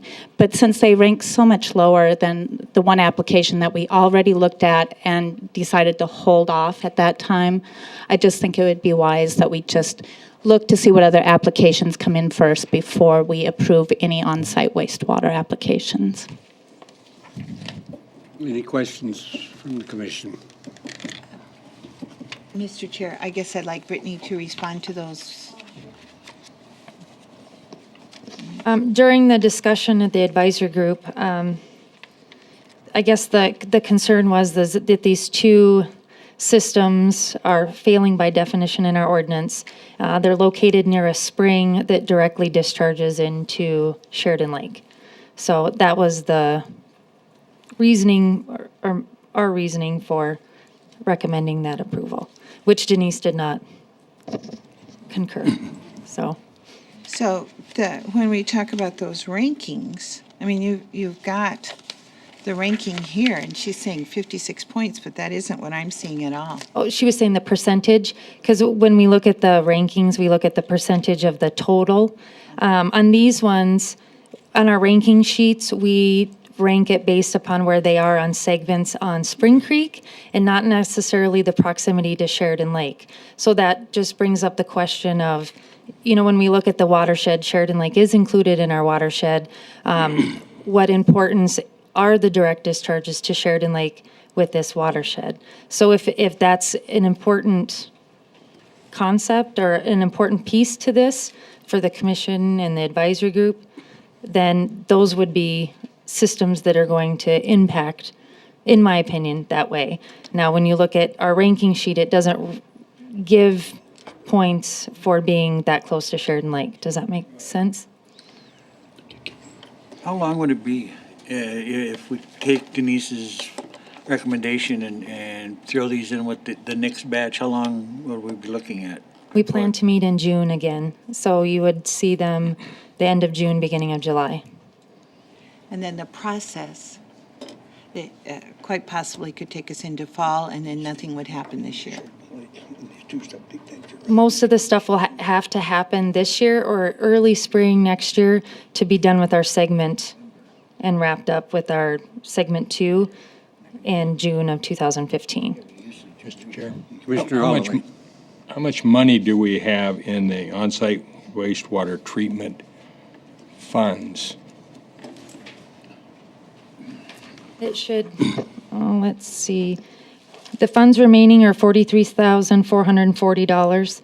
If we approve those two pending applications that would total $7,000, we'd have $36,440. And how much did we spend out of that fund last year? $2,560. Okay.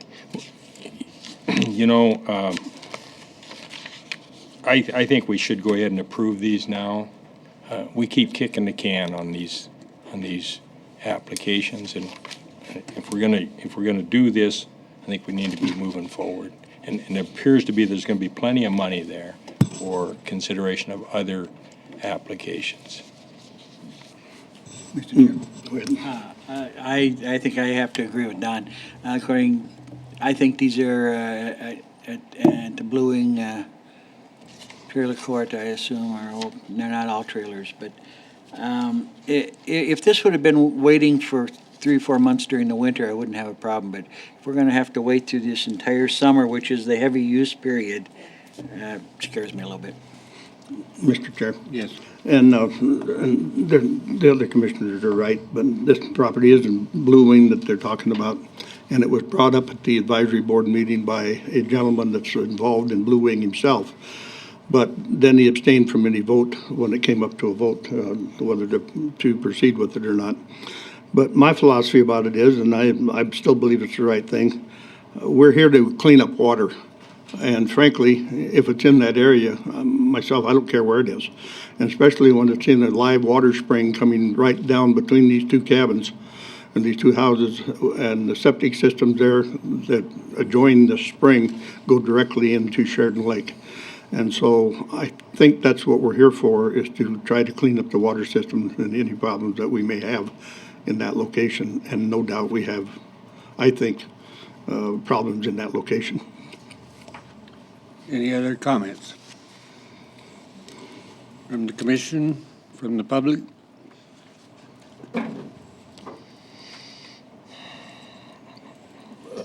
Morning, Dan Richer. I do have a couple problems on this thing.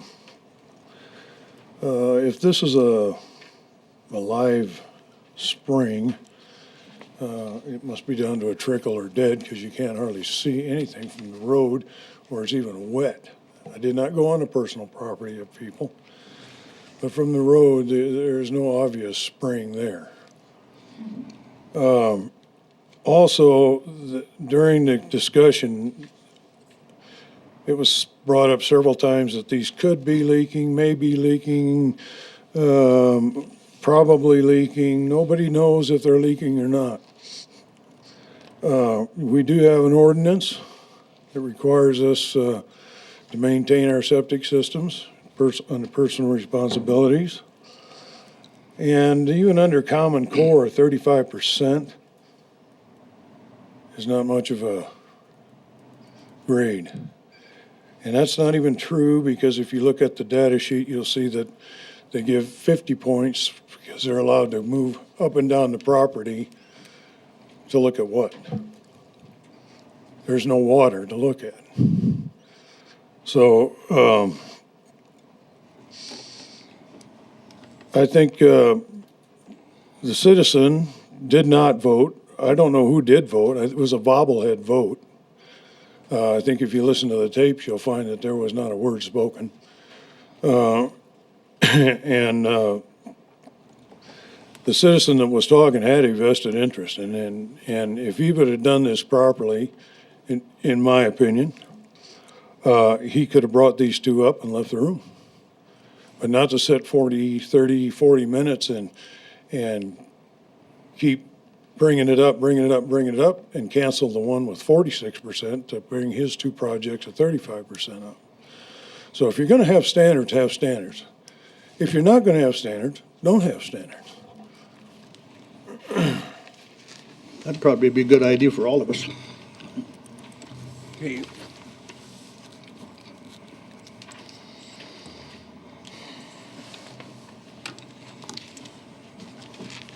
Good morning, I'm George Farabee. I wasn't going to comment, but I heard a phrase used that I hadn't heard before, failing by definition. I've heard that phrase before, but not in this context. If it's failing by definition, we have an ordinance, then why isn't the government enforcing the ordinance? Thank you. Mm-hmm.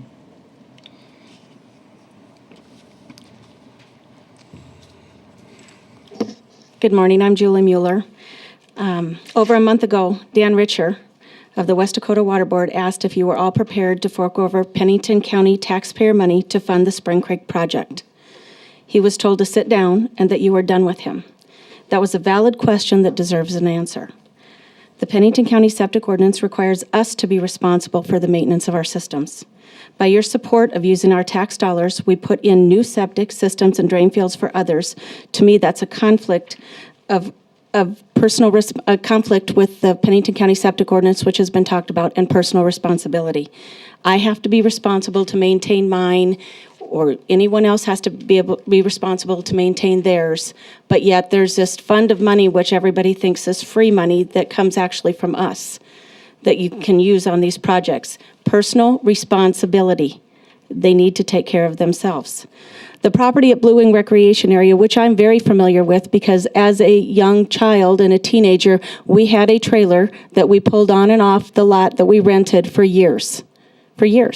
So I am aware of where you're talking about. And I do know that there's trailers out there or homes, or they've built onto trailers. And that area is privately owned. Yet you wish to use our money collected by way of taxes to give to another to improve the value of his private property. I don't think that's right nor fair. As I've stated to this board last year, if there is a problem with a contamination by those in those vacation trailers or vacation homes, the owner of the land who collects the rent on those units needs to be put in his own septic and drain field, which would accommodate their needs and charge those benefiting from it a monthly or yearly fee. That seems fair to me. So I'd ask each of you to please answer this question. Again, from Dan. Since the state government has decided not to extend the funds with the EPA Spring Creek Water Project for the 2015 year, do you plan on spending our local tax dollars to continue what I consider the waste of our tax dollars? Are you going to continue with this program with our tax dollars if this has not been funded again? And are you going to support the Blue Wing Recreation area? Mr. Chairman? Yes. Brittany, do you have the answer to that? What about the state and the funding? So we got the full facts. I'm not aware that the state had pulled the funding, as you say. They didn't. They didn't fund, they did not fund. Have we got a motion? Then we're way offline.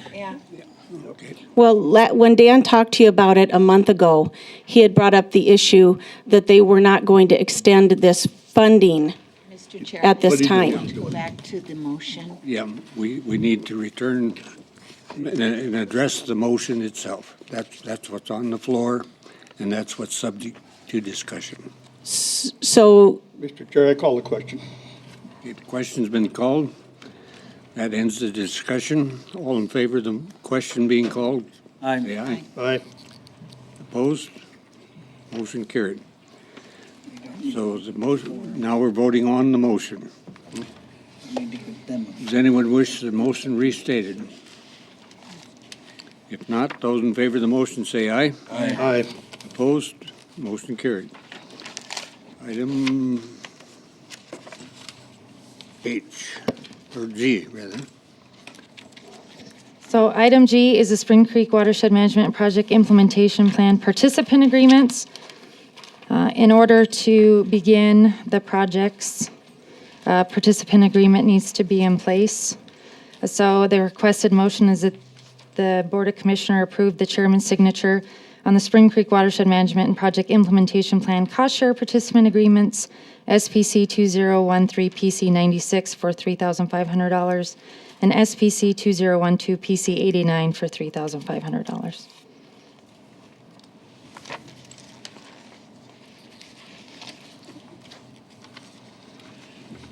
Since we've approved the projects, I'll make a motion to have signature on participant agreements. Second. We have a motion and a second. Any discussion on the motion?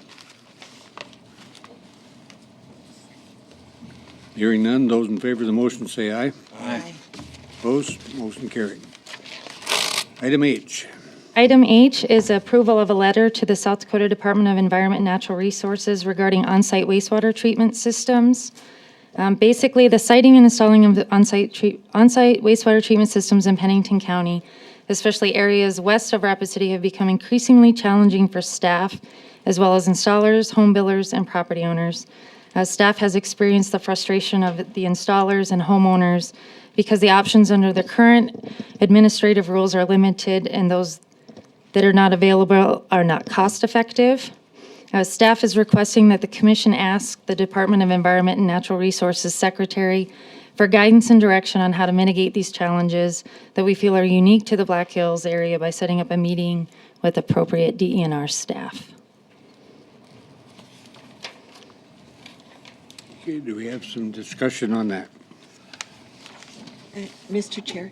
Yes. Just, this is just picky, I'm sorry, but there is some kind of confusing non-sentences. Okay. And in the first paragraph and the third paragraph, and I just think that we need to make that clear. I believe it's a good step to go forward and meet with DENR, but I think we need to be a little better.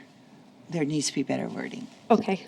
Do you have the suggestion so we can make the change? Well, do we need that change for the motion? It could take a while. Do you want to spend that time? whatever your wish is, you're comfortable. I think the discussion that I was party to that led up to proposing this approach, I think it would be worthwhile if you would flesh this out a little bit.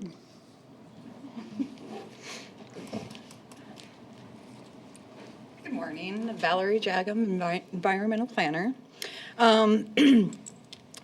Recently, we're just seeing a lot more of these difficult sites that are being developed where we're not getting that 4 foot of separation from any type of bedrock. So essentially, it's been coming down to property owners are having a choice of doing an evapotranspiration bed or holding tanks. I feel that other states that have similar issues as we do have gone forward with more experimental systems, AquaSafe, advanced treatment units that allows you to reduce that 4 foot of separation. We're just kind of looking for the state to maybe give us a little bit more guidance and leeway out in this area as far as allowing us to do more experimental types of systems. Of course, we're going to look into the systems that have plenty of research that have been utilized by other states, but that's kind of the direction where we're going with this. Mr. Chairman. Yes. I don't have a problem sitting down and talking about this if we're getting to what we're coming to in this nation of the lowest common denominator so everybody can fit. I'm definitely not in favor of reducing standards above water sensitive areas. You know, there just may be some areas in the county that shouldn't be developed. Have we ever thought about that? Well, a lot of these properties have already been platted. Yeah. So, I mean, if we want to essentially come down to the two choices of holding tanks or a $50,000 treatment system for their septic, I mean. Sometimes there's a cost to developing an area that shouldn't be developed. You know, you can build a house anywhere you want to if you got enough money, but I'm just saying, I don't care. I think you need to talk about it. That's fine. And that's what we're looking for, a discussion. We just want to kind of bring everybody in so that there's no surprises. It's really tough when the property owners come in, they bought this wonderful piece of lot, and then they realize they have to install It's the same thing as though I buy a house and then I complain that I'm 10 miles away from the nearest school. Well, you maybe shouldn't have bought the house then. Right. If you got school kids. Yeah, think about it. But My take on this is that if there's a bureaucratic stronghold that doesn't want to move, and they say that's the rules, but you can get on the computer or otherwise and find that there are better ways, better technology elsewhere, and yet the department isn't accommodating the exploration and utilization of those better methods. That's where we need to go, and that's the purpose of the letter is to say, hey, talk to us.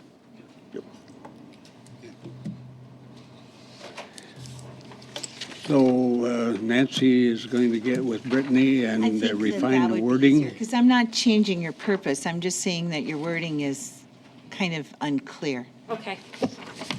So did you want to make that the motion? I don't think we should, yeah. Okay. So do we need a So, motion for the? We, Oh, okay. We have a motion to approve the concept of the letter, purpose of the letter. that would be my motion, that we authorize the chairperson's signature on the revised letter requesting a meeting with the Department of Environmental and Natural Resources concerning on-site wastewater treatment systems. Do we have a second? Second. We have a motion and a second. Any discussion? If not, those in favor of the motion say aye. Aye. Opposed? Motion carried. Thank you. Thank you. decided. Okay. Next item is item 22.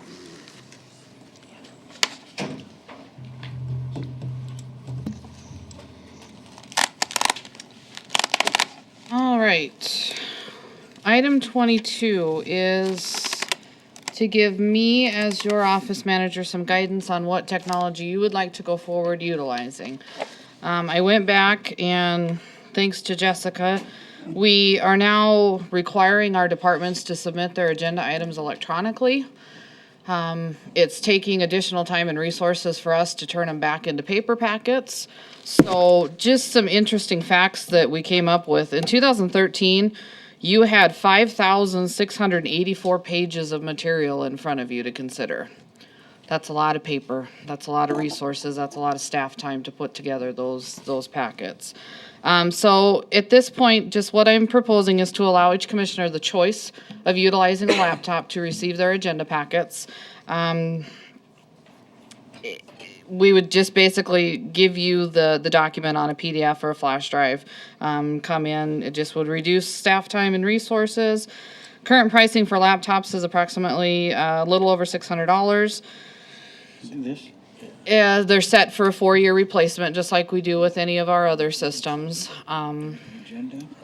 At this point, I'll stand for any questions that you guys have in regards to this. I don't envision forcing anybody to utilize them, but it would definitely reduce staff time and resources that we're currently using. Discussion? So Holly, if I understand right, what you would do is you would load it on a flash drive, put it in our mailbox, and we would just come in and get that instead of the packet. And you would also provide a paper agenda. Correct, so that if you wanted to take any notes or. And if we take that flash drive home and put it in our own computer, we would, if we want to print it, we could print some page that makes a difference to us for whatever reason, but as a whole, we would review it electronically. You could certainly do that. You could review it. You could call Jessica or I and say, hey, I want a hard copy of agenda item 22. If you discover something during the meeting that you want to have a hard copy of and save, we can certainly provide that to you at any time. Okay. Any other discussion? Mr. Chair, I think it's about time we came into the world of electronic media and electronic use. I think it's probably a good idea, and I think it'll wind up costing the county taxpayers a lot less money to hold the commission meetings and know the agenda that we have. Just that's as far as I'm going. So, Holly, what do you feel comfortable with in terms of giving you guidance? I guess at this time, I would just look for the Board of Commissioners to say, yes, this is going to be an allowed use for our commissioners going forward. That would be the motion itself. And then each individual commissioner can come to me and say, yes, I would like to order one. What's your wish? It'll be my motion to proceed as you've presented with technology and. Second. Motion and a second. Any discussion? Well, Mr. Chairman. Yes. I went paperless today, and it works. Yeah. Actually, it's pretty good. Here's how when I want hard copies, that's what I'm trying to do. And so, I think it works. I don't know. We'll try it. Any other comments? Hearing none, those in favor of the motion say aye. Aye. Opposed? Motion carried. Okay, next item is items from the chair. And one of the things listed is a payment in lieu of taxes symposium in Oregon. Do you wish to comment on that, Commissioner Davis? Well, only that I did respond to a question. No, that's the one that Jim Kerstead and I went to a number of years ago. And I think it was the only time in the years that I've spent on the county commission that I've been out of state at the county's expense. And I think that we saved a tremendous amount of money for Pennington County at that symposium because of it was a discussion of the schools and forest and county PILT funds. And at that time, there was some question then, they thought maybe the government was gonna run away with them. I'm not recommending I go, but I did say that I thought somebody should attend that because of the PILT fund situation and the talk about discontinuing it over the years. But I think Ron should go to that. Mr. Chair, I'm not saying that we shouldn't do this, but there is another option for giving all of us the information at one time. Early on as a commissioner, I wanted to learn about this, and we do have the ability to set up a phone conference, not only with NACO's expert on this, but some industry experts and so on that are dealing with the PILT. And not that I don't think you should go, but I personally have been involved in this. I can't go, but I would like the information.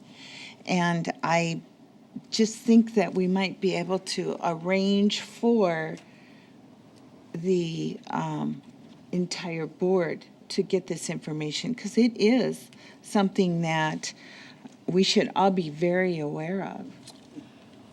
I think that we could have Holly look into getting the information from them instead of, I mean, most of these you don't have to go to. You can, they'll send you the information for X amount of money.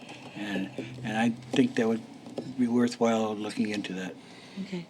And I did reach out to our legislators. The only one I received response back was Christy Nome's office, and they weren't going to have any representatives there either. So, I mean, I can certainly put together the information once it's disseminated, and it does happen to fall on your last day of equalization hearings too, so. Well, and Holly as well, I can give you the names of some of the folks that were involved in this telephone conference I was a part of that talked about this, and it was very good. I Okay, learned yep. a lot. We can do that. You know, Mr. Chair, I do have to clarify something that just dawned on me. I did go to Houston, Texas, and the county did pay for my airplane ticket. I'm sorry I didn't bring that up, but I forgot that. But myself or another organization paid for everything else while we were in Houston on our economic development tour that we took a while back. I don't have any problem with looking at this in the electronic media. The only thing that I say is that you get to rub elbows, you might say, with a lot of people from around the United States that are in the same boat that we are. Well, one thing about it is wherever you go, don't eat fish. Because they had a buffet dinner the last time when Jim Kirstead and I went. Jim ate beef, and I made the mistake eating fish, and 300 and some of us got food poisoning, and the other ones were all at the meeting the next day. Okay, so we're squared away on that. And I don't know if you have it on your sheet or not, but the other item that I wanted to bring up was after our first equalization meeting, there was some informal discussion that related to, or I interpreted to be expressing dissatisfaction with the information that was being provided to us by the different equalization employees. A lot of questions back and forth, and answers weren't readily forthcoming. So I wondered if we had suggestions on what kind of information we want to see on the various items, and possibly develop it into a worksheet that each item on the equalization board agenda could be accompanied by that worksheet. So my suggestion is that if indeed you have thoughts about what would make it easier, quicker, more concise, or whatever, relative to making those equalization decisions that would fit on a worksheet, this would be the time to think about them. If you have comments you want to make now, that's fine, but otherwise, submit them to Holly, and maybe she can have them ready for next week. Mr. Chair, I would bring up something that has been bothered me for a number of years in equalization. But when you get that sheet from them and look at it, basically it has who the landowner is and the general description, but it doesn't tell you basically where it's at. Doesn't tell you whether it's at Rimrock Highway. It doesn't tell you whether it's at 44 east of town or where it is. It just gives you the position off of a map. And I think that should be what the address is where the property should be on there. Also, I think that we should have what last year's equalization is, what the current one is now, and what anything that the local boards have done before it gets here. And then also the amount of acres. And we don't never see that, how many acres is involved in what we're looking at. Thank you. Mr. Chair.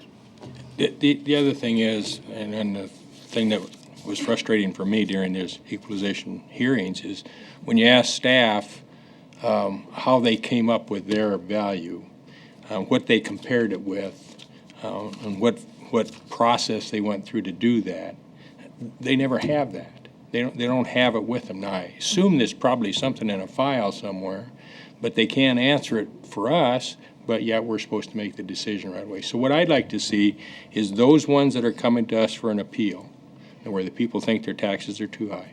In addition to the things that Commissioner Davis had mentioned, which I think is valid, I also want to know, how did they arrive at their assessment of what the value of that property was? And if they have some comparables, I'd like to see what those comparables are.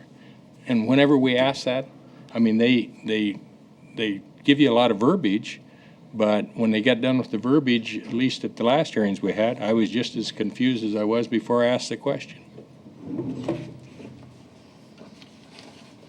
Okay, any other thoughts at this time? If not, yes. I'm sorry, but just to follow through, it seems like we used to have, because let me start over. We're trying to use the computer, and that's okay to give us those comparisons and stuff, but you are flipping and flipping and flipping through so many different things that it's very difficult.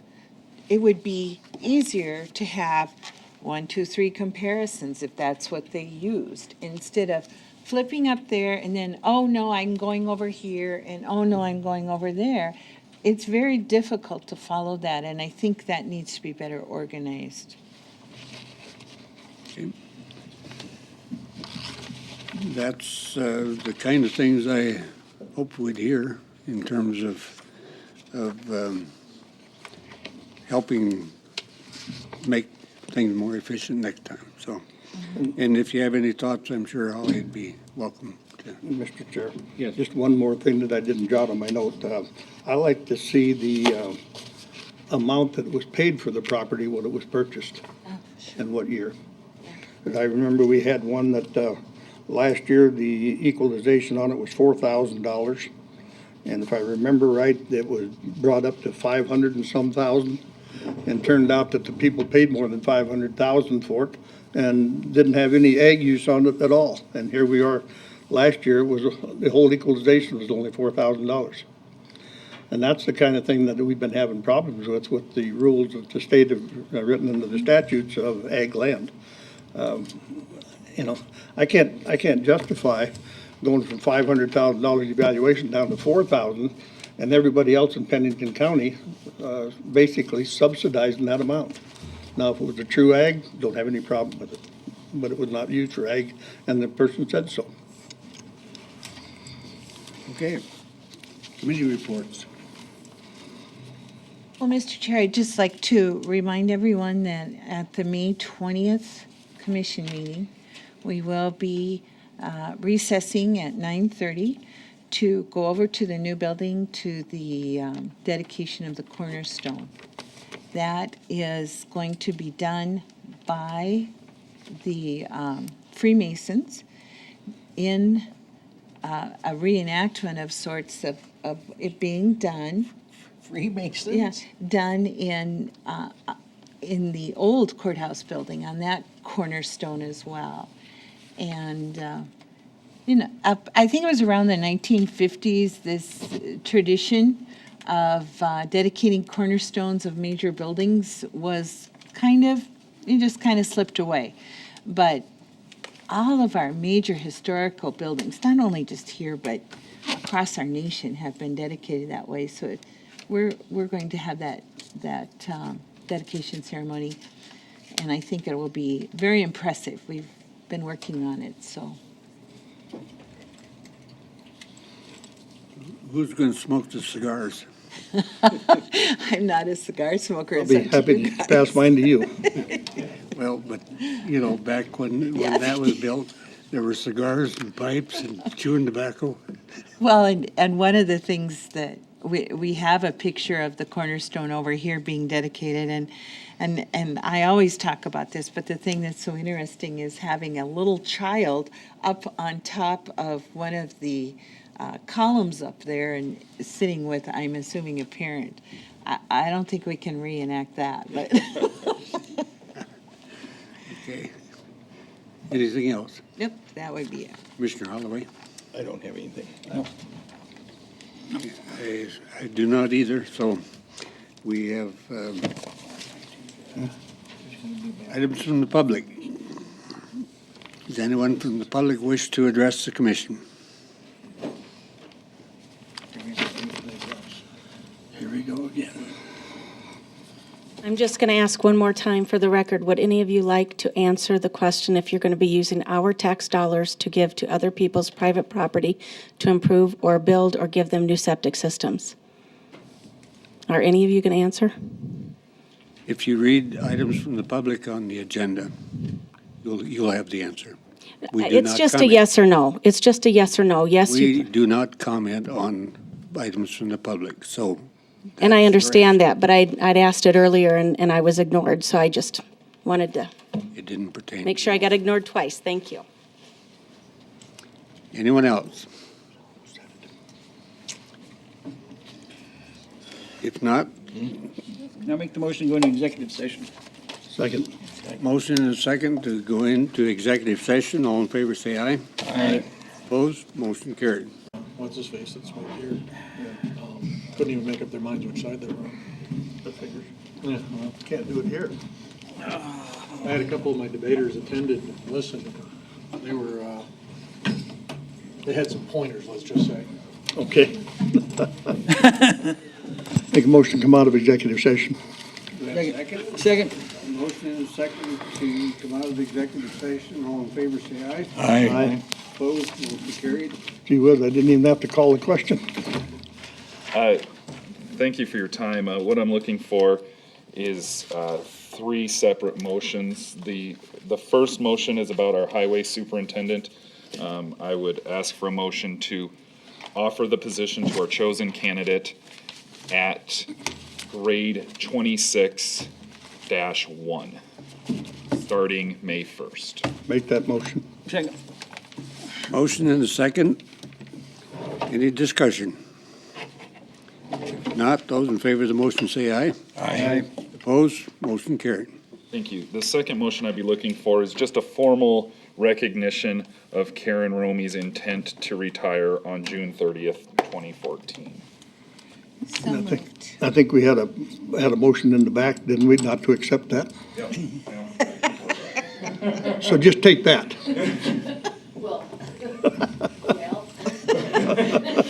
What do you say, huh?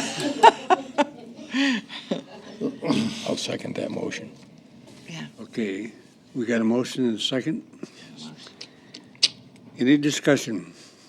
Just thank you, Karen, for everything. You've been amazing to work with and certainly have made a huge difference in the care of people in our community.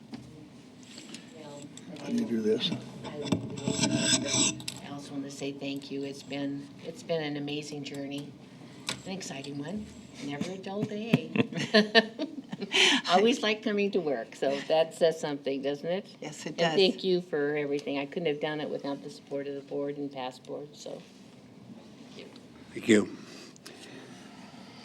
Any further comments before we vote on the motion? If not, those in favor of the motion say aye. Aye. Opposed? Motion carried. Thank you. The final motion I'd be looking for is to name Mr. Barry Tice as our Health and Human Services Director at a grade 25, step 9. That'd be my motion. Do we have a second? Second. Motion and a second. When are we making that effective? Karen and I were going to work on that and get it through Julie. Because Barry's a employee right now, it's not as important as the other one, but if you want a date, we had discussed June 1st, so there's a transition day. That would be part of my motion. Okay, thank you. Okay, so we have the motion corrected and the second. All in favor, say aye. Aye. Opposed? Motion carried.